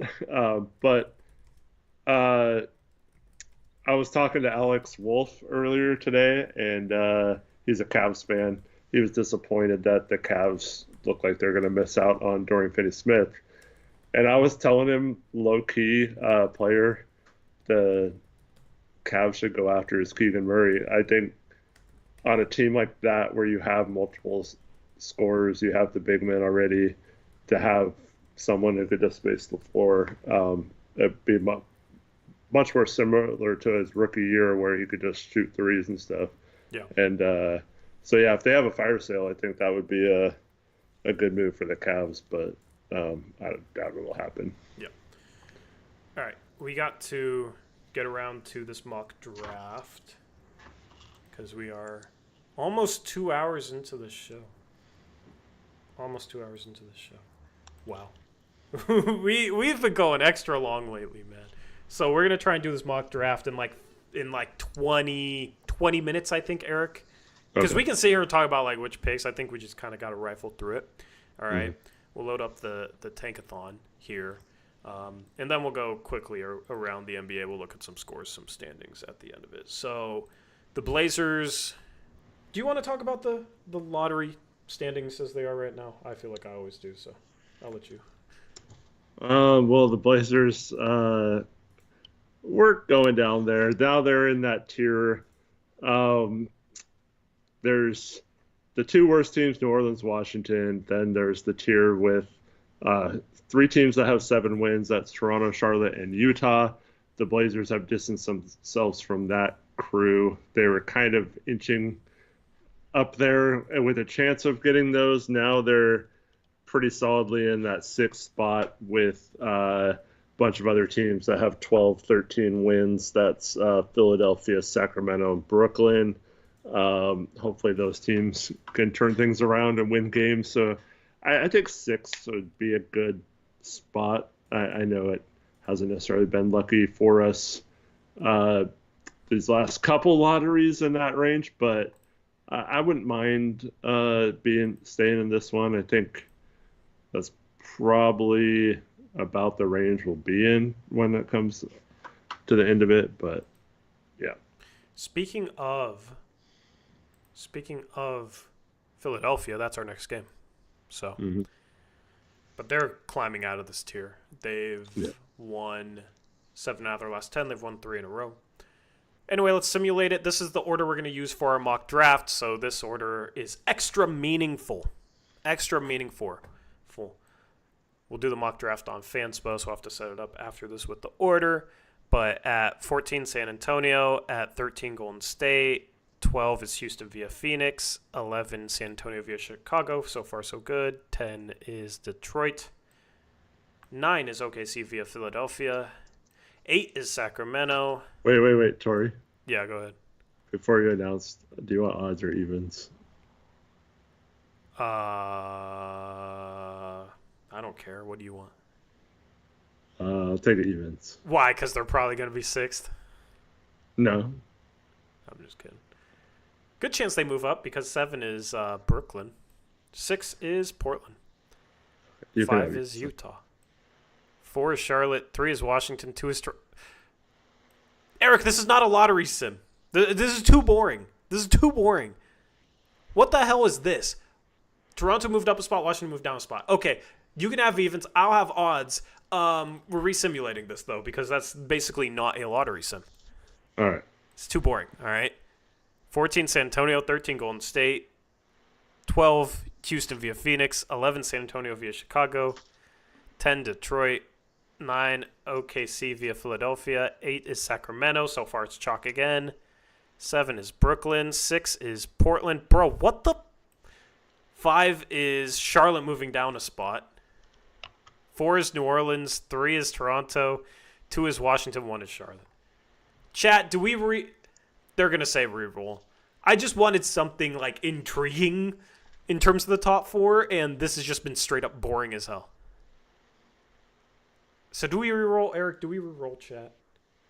Or is that cheating the process? It is kind of cheating the process. But also, you've already done it. You've already done it twice, so might as well do it. Third and final one. Third and fine. All right, we're rolling with this one. Tankathon is boring me to death today. Okay, what the hell is this? All right, 14. Watch it be 14 moving up. Nope. San Antonio. 13, Golden State. 12, Houston via Phoenix. So chalky. 11, San Antonio via Chicago. 10th is Detroit. 9th is OKC via Philadelphia. 8th is Sacramento. 7th is Brooklyn. What the hell is happening? 6 is Portland. 5 is Washington. Did Tankathon break their algorithm where it only draws for the top 5 teams? 4 is Utah. 3 is New Orleans. 2 is Charlotte. 1 is Toronto. All right. It's like the first one. I know. Well, no, the first one only had one team moving up a spot and one team moving down a spot. So the first one was super bad. All right. We're just doing first round? Yeah, we're just doing first round. Okay. I'm not fully capable of going 60 picks, and that'll take too long. So let me set that up real quick on Fanspo. We tried, and they said, nope, you're getting a boring lottery sim.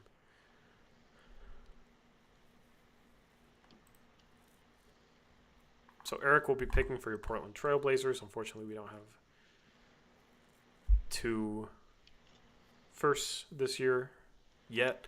What draft board do you want to use? Fanspo or No Ceilings? They have No Ceilings draft board on here, which is pretty cool. I guess we'll use No Ceilings. Draft year. You can do previous draft years now, too.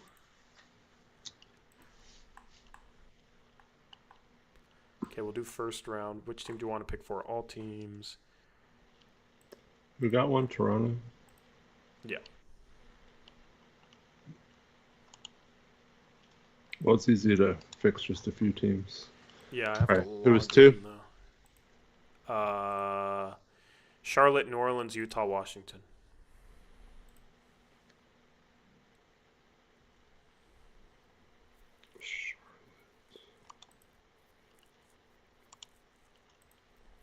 Said New Orleans, Utah, Washington. Yes. Thank you.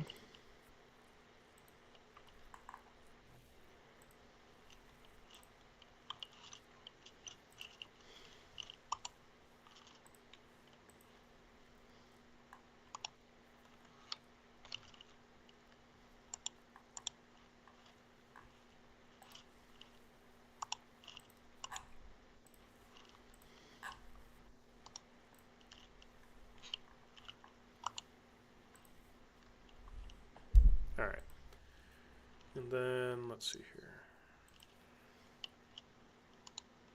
Tori, how are you feeling about McNeely after Zag's game? I mean, that game was Owaga, but he was good. I don't even want to think about the Zags. They disgust me. Also, the refs screwed them so badly today. But, yeah. Does anyone else spam Tankathon until we get number 1? I think that's a pretty common thing.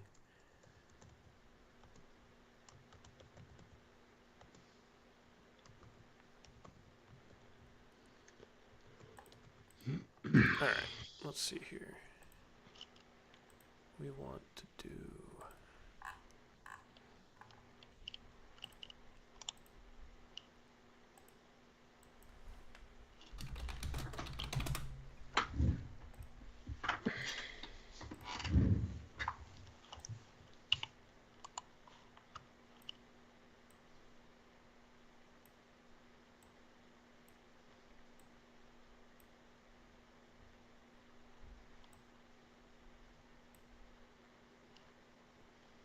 All right.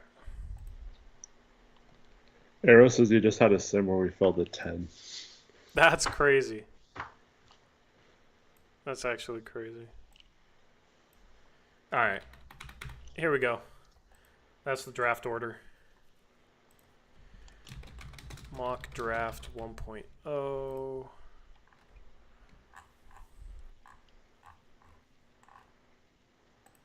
Have to save it. Then I can start the draft. All right, so I am odds. So I think pick number 1. There's a couple teams where I debate Dylan Harper at number 1, but Toronto's not one of them. You got Quickly, you got RJ Barrett, you got Scotty Barnes, you got enough guys that can handle the ball, make things happen. I think Cooper Flagg would fit well off of all of them. I like the Cooper Flagg, Scotty Barnes pairing at the forward spots. And then, you got your starting long-term center in Jonathan Mogbo, right, Eric? So, pretty good. Pretty good team there. I'll draft Cooper Flagg number 1 overall to Toronto. And now you get a tough decision because you got Charlotte.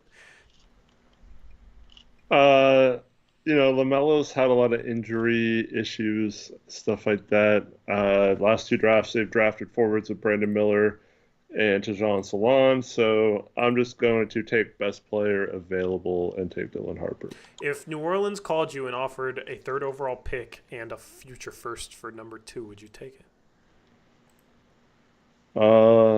I probably would, yeah. Because I feel like New Orleans would do that because I feel like they want Dylan Harper.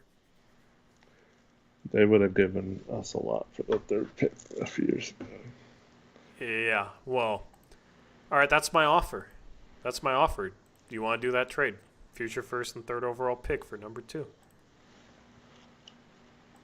Yes? You accept? Unprotected? Well, what future first do they have?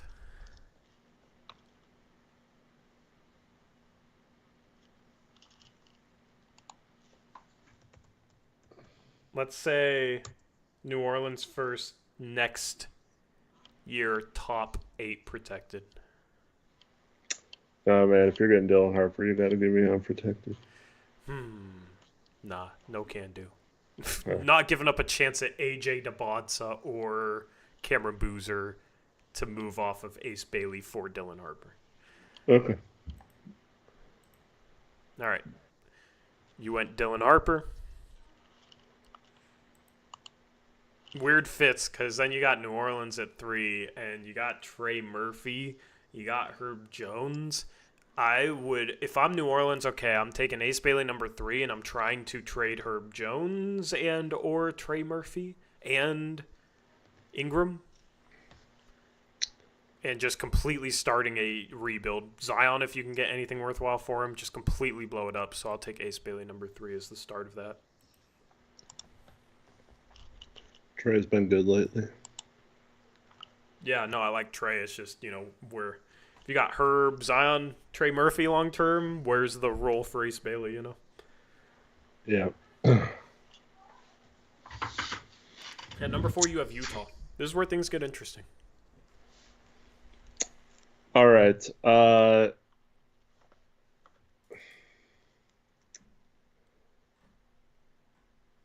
I think wait, first of all, are we doing what we do or what I think Utah would do? Half and half. Let's say Okay.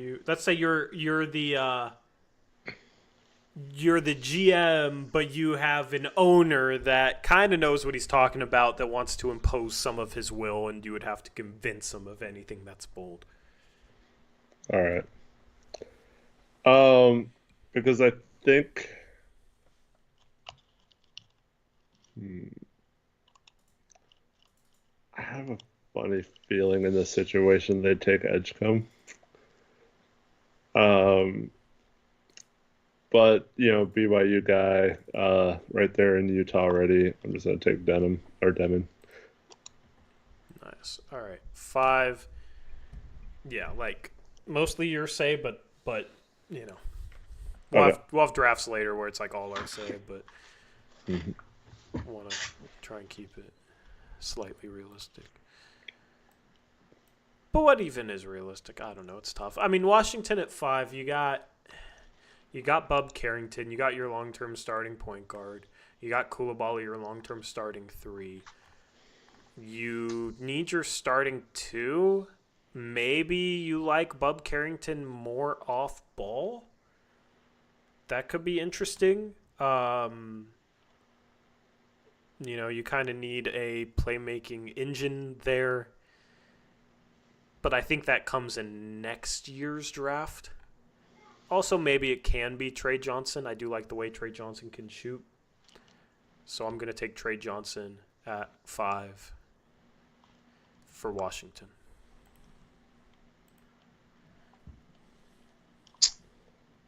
All right, that puts the Blazers on the clock. Um, I'm looking at this like I'm just going to take the best player available. Um,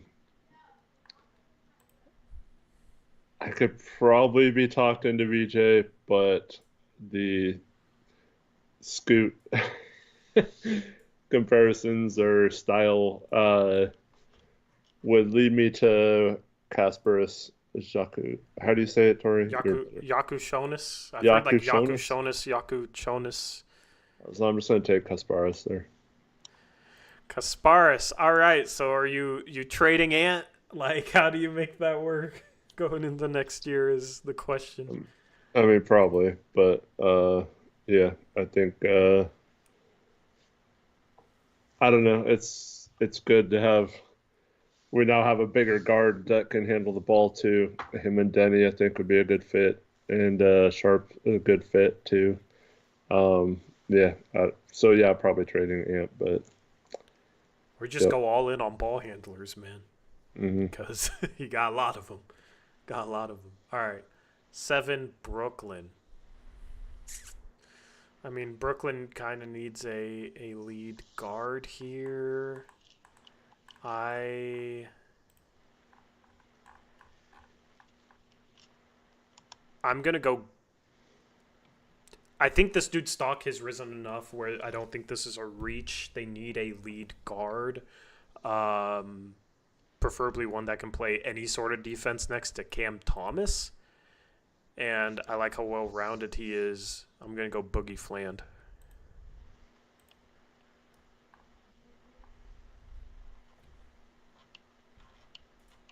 So Boogie Fland went number 7. Eric, you're now up on the clock, number 8 with OKC. All right. OKC. I think. I mean, obviously, there's certain positions where they don't need, um, but I think they have the luxury of just once again going for best available player. And man, it's I'm very tempted to take Queen here. I think he'd be a great fit on their roster.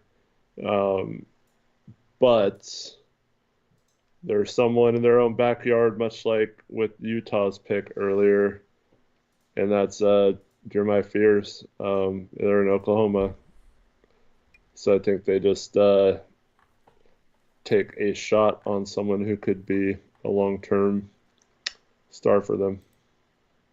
Yeah, they're not afraid to take their shot. They got depth at a bunch of positions, so I can't even find him on this 37. Okay. No ceilings, big board. I thought I did no ceilings, but he's not 37. I must have done fades. All right, Sacramento is at 9.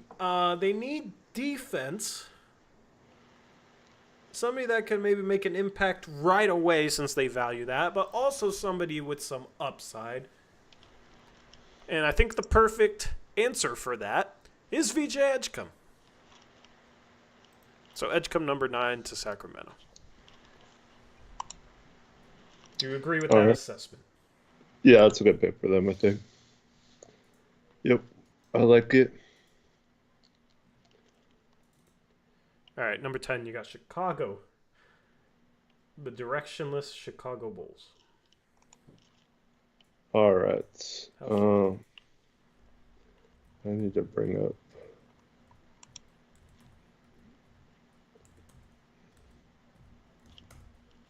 Oh, no. Yeah, it says I have no ceilings, but mine's different than yours. I don't know. That's strange. Fierce was like 80 something. Oh, yeah, that's weird.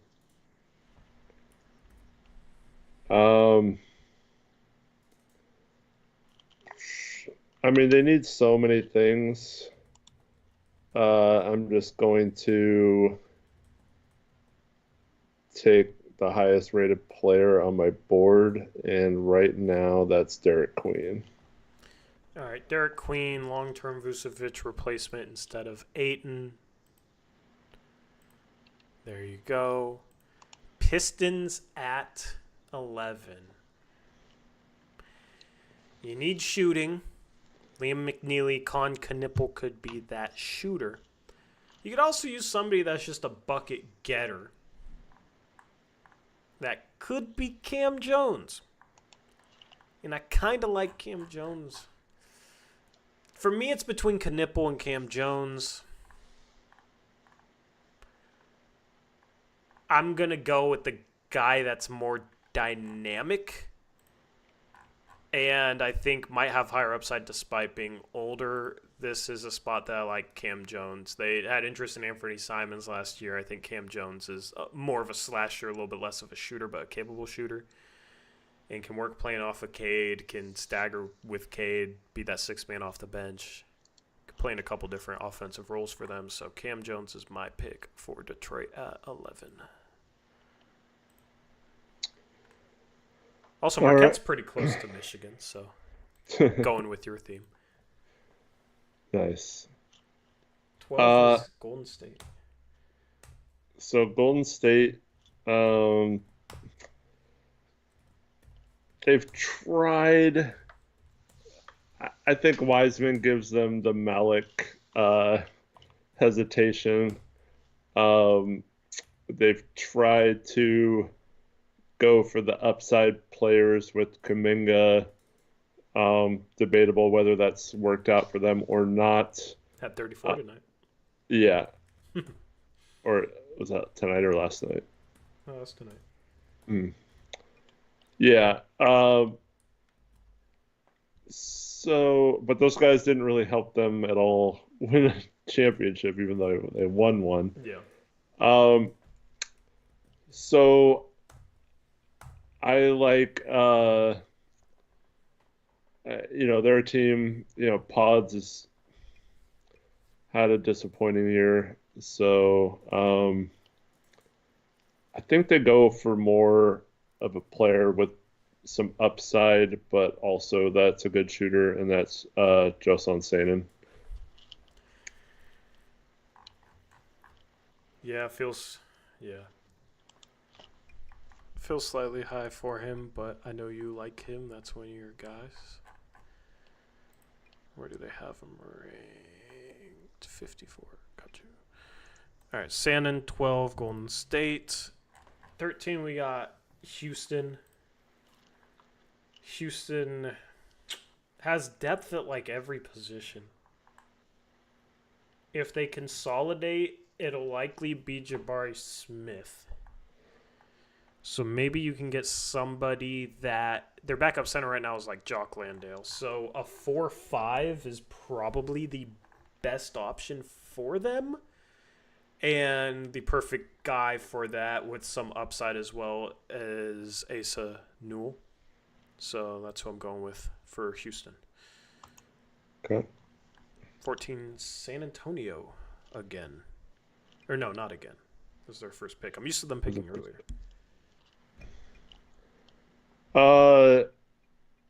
I like this bet a lot for them. They draft Castle last year, who is kind of a combo guard with a bit of a questionable shot, but I like this person's shot and playmaking ability. I think he'd be a good backcourt mate with Castle, even though maybe he's not the best defender, but Castle makes up for that. So I am taking Ben Suraf for the Spurs. Ben Suraf. He's been getting some no ceilings love, so he's pretty high on their board. All right, we got Indiana at 15. Got depth at wing positions if you're Indiana. You don't have depth at the big man position. If you're ever going to make a splash, it would be nice to be able to trade Miles Turner's contract. He has a year left, but in the future, you expect them to extend, resign, whatever. It would be nice to be able to use that as a trade chip because you have a cheap center that's effective right away. I feel like that's Kaman Maluak. So that's what I'm taking for Indiana. A lot of these teams with depth, it's thinking about what pieces are they most likely to trade or want to move off of in the future in planning for that. So 16, San Antonio again. Who did you say you took? Maluach. Okay. That's what I thought you said. I was just making sure. Yeah.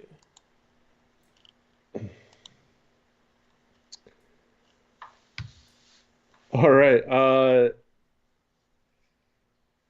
Interesting spot here for the Spurs, having just take Suraf. Might as well take his teammate as well. Let's go with Sengu. Noah Sengu at 16. Yep. France. I feel pretty good about getting Seraphin and Sengu there. Yeah. You got Utah. They took Demon.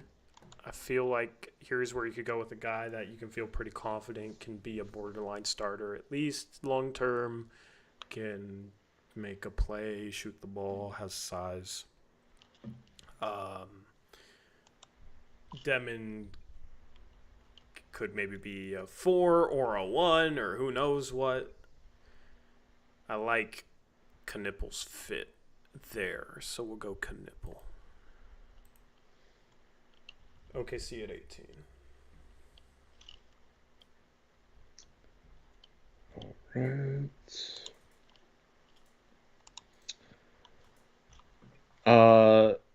So OKC took Drew My Fears. Yeah,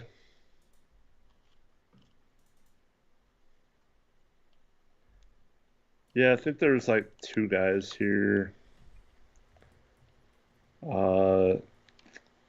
This is the first spot I think I would consider taking Traore just for upside, but they already got Taking who? Nolan Traore. Oh.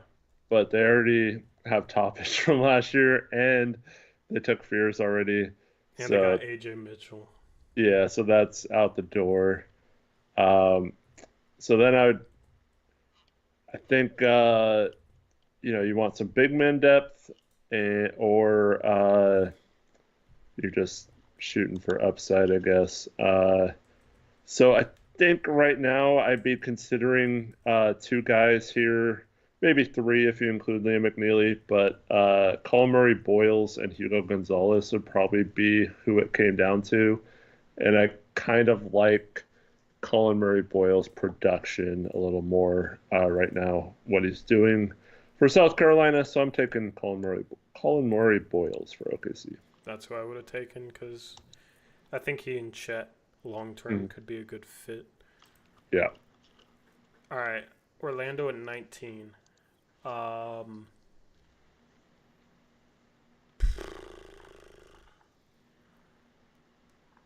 This is where things get tough, man.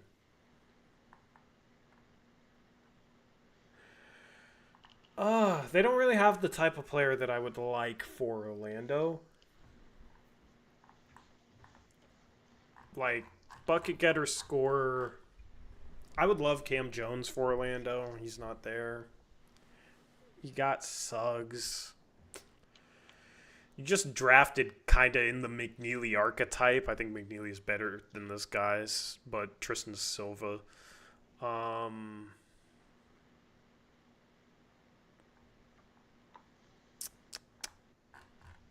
Yeah, I think you just got to take McNeely and hope that he is what Jet Howard and Tristan Da Silva aren't. What that means, I'm not sure, but That's funny. just the best player on the board. They're kind of in a tough spot there at 19. Yeah. Alrighty. All right, at 20, we have the Nets again. They took Boogie Fland with the 7th pick.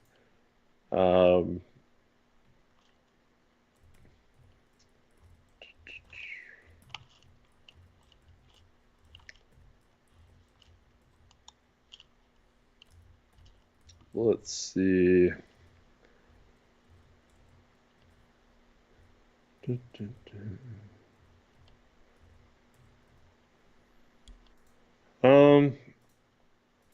think I'm just. This does not seem like a Brooklyn pick at all, but I think I'm just gonna shoot for Hugo Gonzalez here. Gotcha. All right, Hugo to the Nets. All right, Hawks at 21. Hawks at 21. They feel like a team that might be close to wanting to make some sort of splash. DeAndre Hunter's been really good. You got Reese Shea long term. You got Jalen Johnson at the 4. They're kind of set up forwards. They kind of need a starting 2.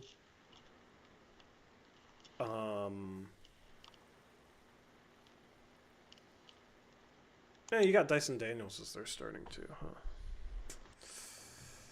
huh? Yeah. How'd they become kind of loaded? Like, They also have big contracts to make a splash too. I know. Like they could Hopefully make it's for Ayton. I don't know. They've kind of turned things around here in the past year. I like point guard out of the question. I don't like Caravan. You kind of set on forwards, man. Dyson Daniels can swing up to the 3. So you're kind of looking for maybe a combo guard bench guy. Wish having Buffkin if he ever could stay healthy. Yeah, you have Buffkin is maybe that guy. But so like a bigger point guard, shooting guard type. Maybe somebody that can play some defense. I actually, this feels high for me, but I do like Hunter Salas's fit there. If I were them, I would trade this pick, but I'm going to take Hunter Salas at 21. All right. That one was tough. Now you have Orlando. Speaking of tough.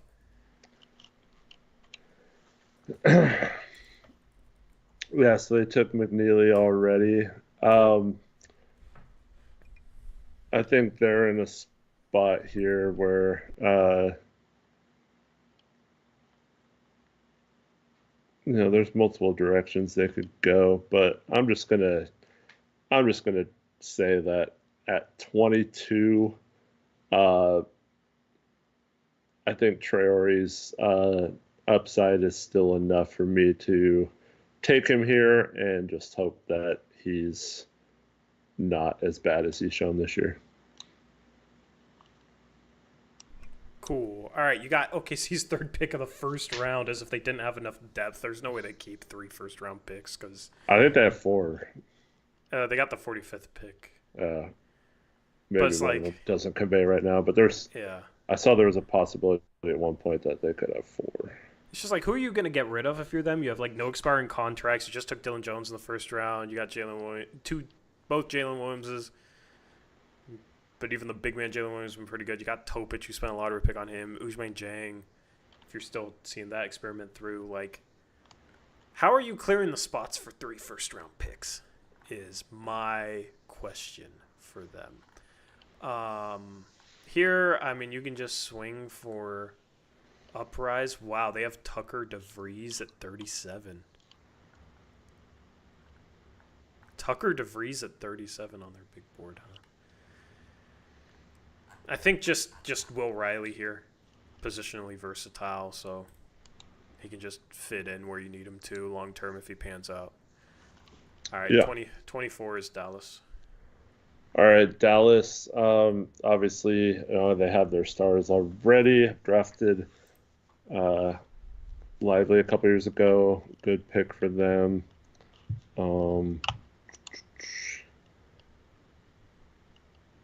So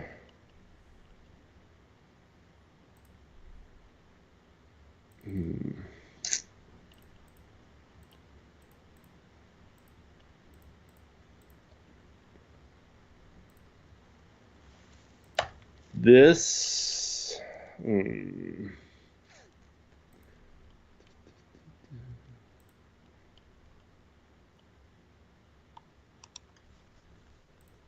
struggling, huh?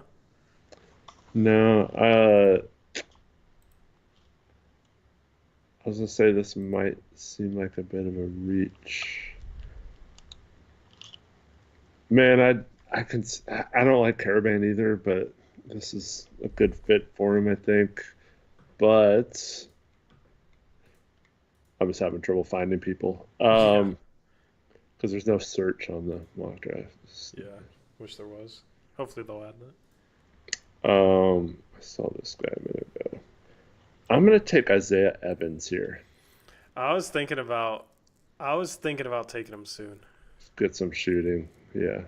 Yeah, I was thinking about taking him soon. I like his upside. Where was he at?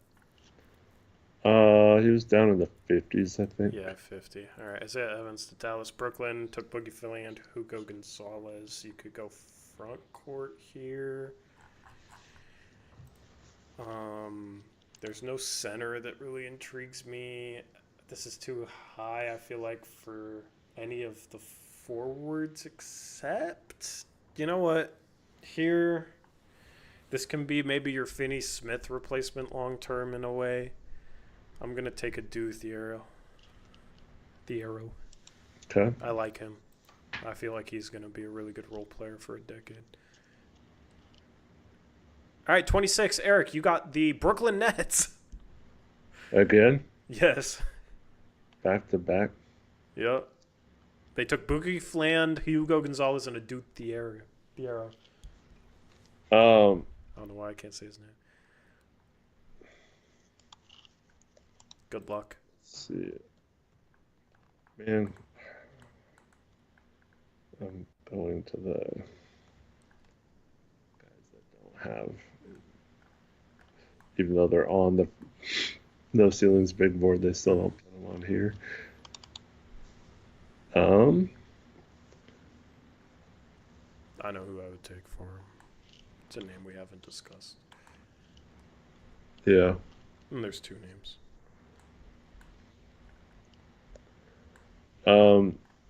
I'm going to take Andrej Stojakovic. I don't think he's on here anywhere, so... No, he's not. We have the... Here. So you get Zachary Perrin. Okay. Wait, he's on Illinois? Yeah. No, I didn't know he came to college. All right. Yeah, it's him and Kaspar. That's Stojakovic. You know who I forgot was on the board that I really like? Because he's super low on here? Danny Wolf. Yeah. but he doesn't make sense for Memphis.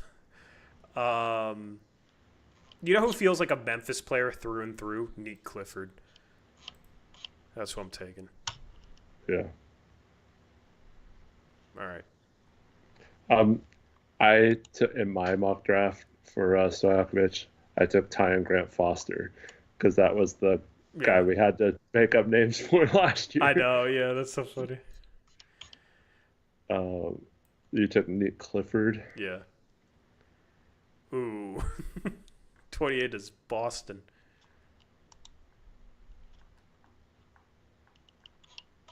Al Horford replacement?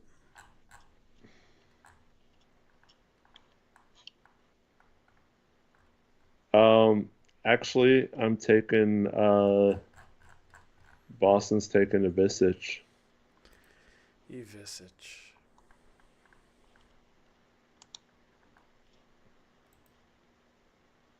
Alrighty. 29 Clippers. Alright, I'll take Danny Wolf here. You don't really have a backup center right now. You got Mo Bamba. And Wolf could maybe play a little bit of 4. So. Alright, 30 is Utah. Utah's taking Demon and Knipple. Yeah.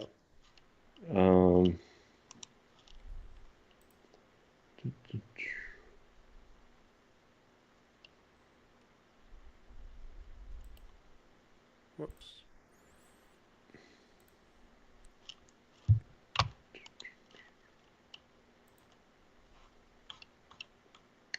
Just trying to make sure I didn't miss anyone. I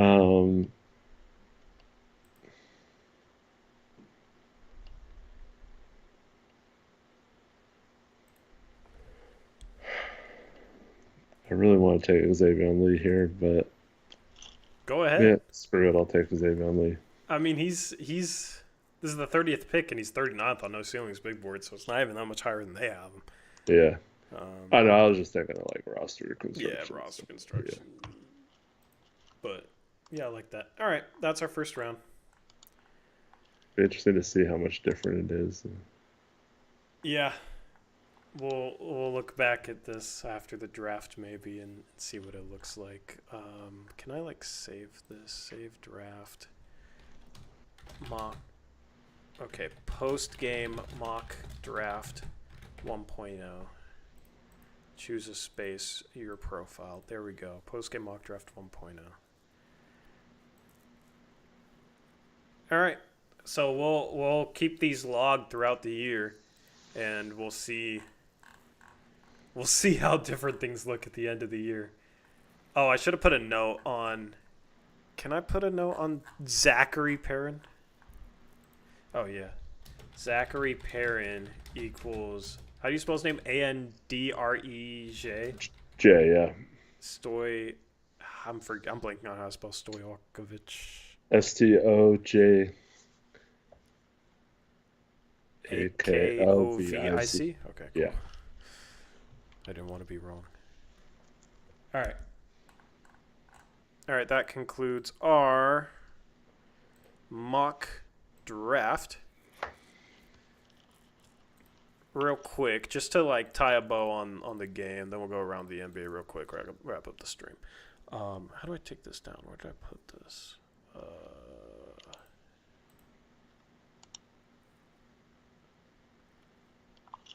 Where did I put this? I literally can't take down the draft because I can't find it. Got too many different things, man. Doing too much. Anyway, any prospect notes you want to say without revealing too much before our next big board? Yeah, not really. Got you. I'm just trying to stall while I take this down. Apparently, Ayton said after the game he didn't even know Oden was there until he was told. Interesting. He'll know tomorrow because Oden's going to speak to the team at the practice facilities. Yeah, does Ayton even know who Oden is? Hopefully. Yeah, what if that was his way of playing off that he didn't know who Greg Oden was? It's just like, who? Yeah, who's that? All right, so just to put a bow on this game, here are the team stats from this game. The Blazers shoot really well from three, but only take 26 threes. Dude, they lived in the paint. 58 paint points for the Blazers, only 38 for Dallas. Helped not having Lively there. 50% from the field. They got to the line 29 times. 14 offensive rebounds. So the Blazers are just more physical than them and beat them on the interior. 13 turnovers to 14, pretty even there. Blazers fast break points. They doubled up a team on fast break points, Eric. It is a miracle. 24 fast break points. For some teams, that's not even that many, but for the Blazers, that feels like a lot. So those are the team stats. Now let's take a look at NBA scores. We can go every other. We can switch off, Eric. All right. We had the Heat lose to the Hawks. The Hawks 17-15. The Heat 15-14. You have all these Jimmy Butler trade rumors. Jimmy Butler did not play in this game. Tyler Hero continues to play great basketball. Almost gets a triple-double. 28 points, 10 assists, 7 rebounds.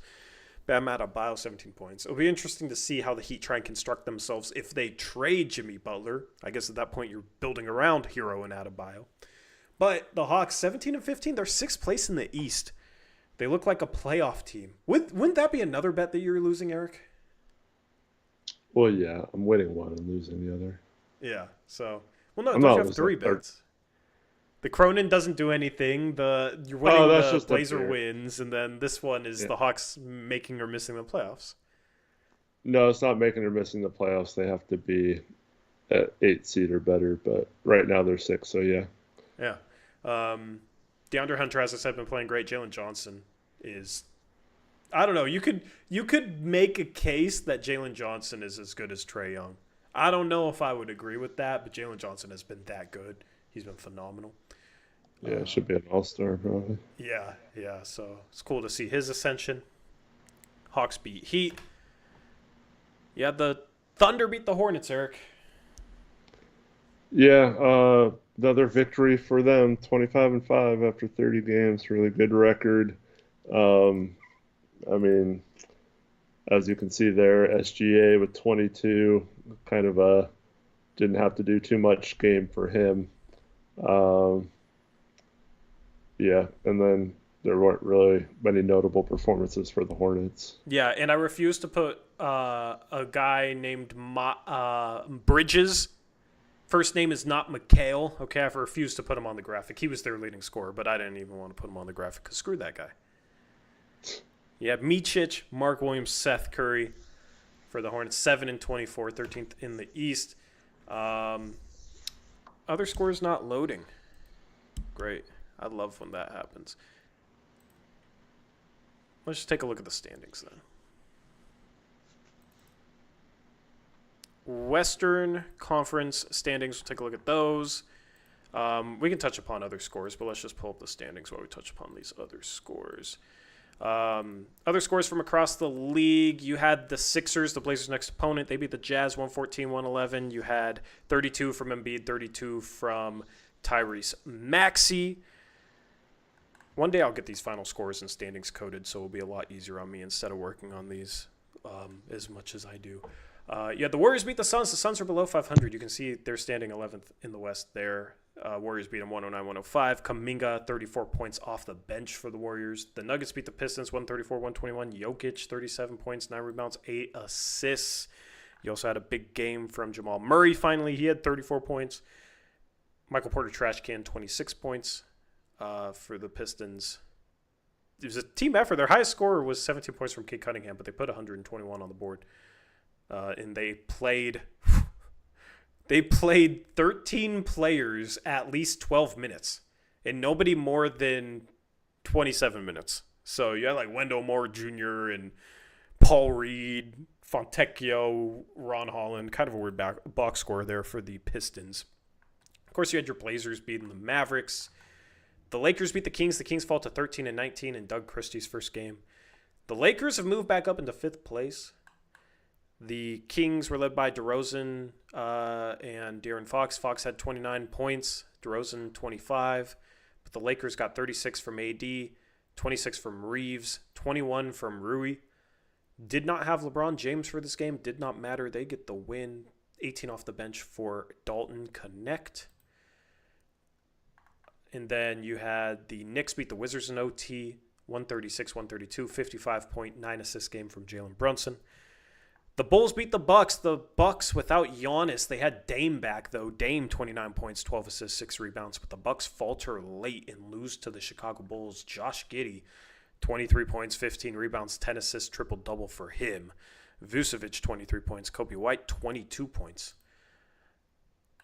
And I believe that's all the scores from across the NBA Western Conference standings. As you can see here on the screen, you have the Blazers still in 13th place, but they're only a game and a half behind Sacramento. Eric, can the Blazers catch Sacramento? You're muted. Absolutely, they can. Hopefully, they don't, though. Yeah. It's kind of crazy to be this close to Sacramento, given the stages that these teams are in. But the Blazers are only 4 games worse than the Phoenix Suns. You know, the Phoenix Suns with that big three, they have been faltering, man. Their defense is just bad, and when they don't have the big three healthy, they struggle to keep up with what their defense gives up. But you kind of got OKC running away from things, and then things are pretty evenly spread out here. You got Memphis, Houston, half game apart, Mavs, and then you got both LA teams have been winning some games lately, so they're 5-6. It'll just be interesting to see, like, is Denver really going to be in a play-in? Right, and then let's say the play-in is that right now. You got you got a champ from 2 finals ago with the best player in the world versus Minnesota, who was in the Western Conference Finals last year. Could have made it to the NBA Finals last year. Those 2 teams in a play-in game, that means one of those teams is going to lose the 7-for-8 play-in and be playing for their lives against Victor Wembanyama or Steph Curry in this scenario. So this play-in would be fascinating, Eric. Like, I think the West play-in is shaping up to this year maybe be the best play-in ever. It's always so much better than the East. But, like, if you had Denver, Minnesota, San Antonio, Golden State, and Phoenix, like 4 out of those 5 teams, that's a phenomenal play-in. Yeah, absolutely. At the end of the year, which one of these 5 teams, or do you think maybe it's a team above them, which team is 11th? Which team is on the outside looking in? I mean, I still want to say it's the Clippers, but if Kawhi comes back and gives them anything, they're playing well. But I don't know. I think it's either one of the LA teams or it's probably the Spurs at some point. I don't even know if it's them having a fall or anything. It's just, I don't know if I think they're still a year away from being a playoff team. So, but the standings, they have a shot here. Yeah, I don't know. Yeah, man. I mean, San Antonio maybe, but you got Wemby, and they could be aggressive in going after a start at the deadline. Maybe it could be Golden State again, like it was last year. But if it's Phoenix, oh boy, no picks for the foreseeable future. Well, I guess they have one every other year, but their pick situation is bad. They got the big 3, and if they don't make the play-in, like if they finish 11th, what the hell does Phoenix do? Because you're kind of capped out there, and if it's capped out in a team that can't even make the play-in, but should theoretically be a contender because you got KD and Book and Beal, I don't know. Man, if you can do anything to get their 2031 pick, do it. Oh, absolutely. Absolutely. We'll take Nurk back with for Robert Williams if you give us that pick, Phoenix. Yeah. Yeah. You need defensive help. That, honestly, Eric... Heck, I'd throw Banton, too. Yeah, Banton. Yeah, that works for them financially. Banton and Robert Williams for Nurkic and that 2031 pick.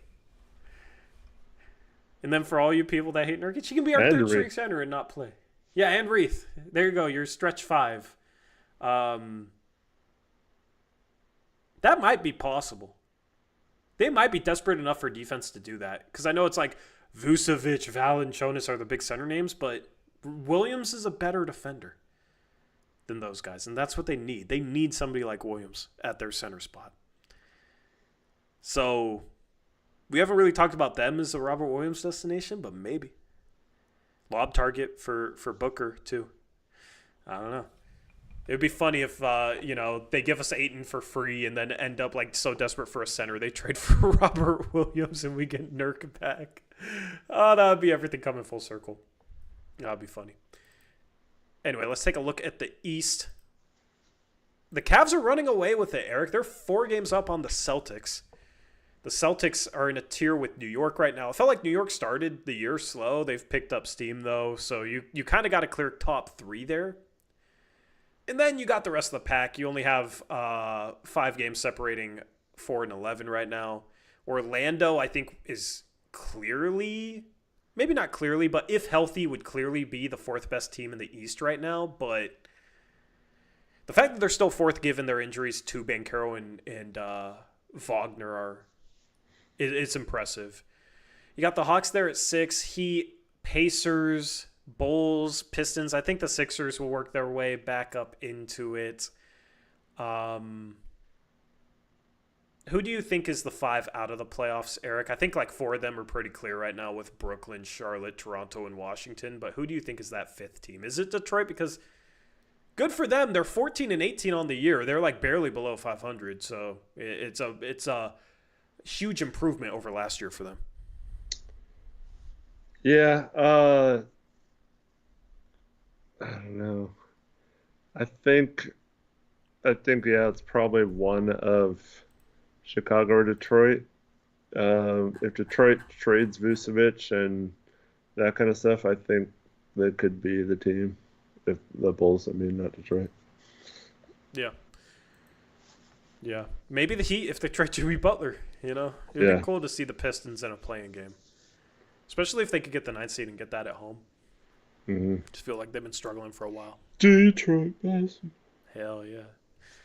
We need something catchy. I know we got Rip City, but we need something else. Sacramento has Light the Beam. The beam is not getting lit much lately. We need to be better, I think. Yeah. When we get good again, we need a gimmick. You guys can come up with it, chat. Anyway. I already came up with it, but everyone hated it. What was yours again? Spin the pinwheel. Spin the pinwheel. Spin the wheel, yeah. There, Alex Wolf, remember? Spin the pinwheel. Not pinwheel, spin the wheel, but it's a pinwheel. That's funny. That's funny. All right. Upcoming games for the Blazers. Look at that. We got some green on the left side of the graphic, all right? They've won 3 out of their past 6. Their net rating over that span is probably like minus 20. Maybe worse because they lost by 24, 20, and 7 and won by 2, 2, and 4. So you guys do the math, but 3 and 6 or 3 and 3 over their last 6. Next game is December 30th. That'll be a New Year's night. Okay. We'll have a Picks Against the Spread loser challenge. I got to do a freaking candy necklace at some point for the first one, okay? This one we can do the night of since it's a 7:30 tip-off time, so it'll be the last game. So we got to come up with something for that. Then we'll have another call-in night, and we will try and do it throughout the stream so you guys have more time to try and call in since you guys were shy last time. Then we'll have our 3rd big board of the season, January 6th. We'll have another giveaway night, January 8th, and retro night, January 9th. All right, that is the upcoming 6 games. Big road trip coming up after this Sixers home game. Feels like they've been on the road more than home so far this year, but I don't know the count on that. I guess I could go look at standings. Let's see. The Blazers' record at home this season, 8-7. Eric, the Blazers are an above 500 team at home. Shout out to Blazer fans for making that happen. They've played 15 games at home, 16 on the road.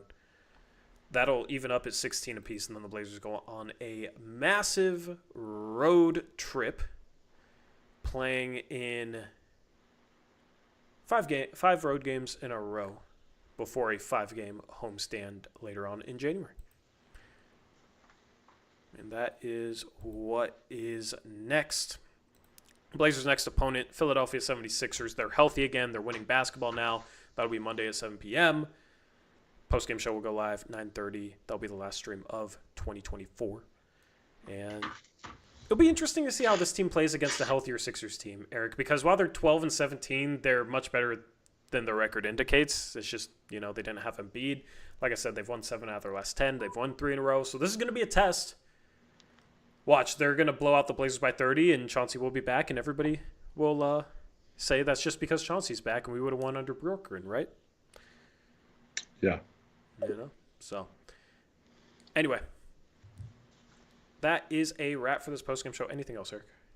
Thanks, everyone, for watching. Appreciate you all. Hope to see you on Monday night. Yep, looking forward to that stream. We're out of here. Hopefully you enjoyed the mock draft. The stream went super long, much longer than I intended, but it's always fun when we got a lot to touch upon. Trade deadline, a month and a half away. Maybe a little bit less than a month and a half away. So we'll have more trade talk. We'll try and answer your questions more in Monday's stream. If you got questions in the chat that you asked today that we didn't answer, sorry. We had a lot to get to, so we'll try and be more interactive next stream. So hopefully you can join us for that. Leave a like on the way out. Easiest way to support the channel. Shout out to Moshman earlier for donating. Appreciate that. Thank you guys for everything. We're out of here. We'll catch you next time. Until then, as always, peace out. Go Blazers!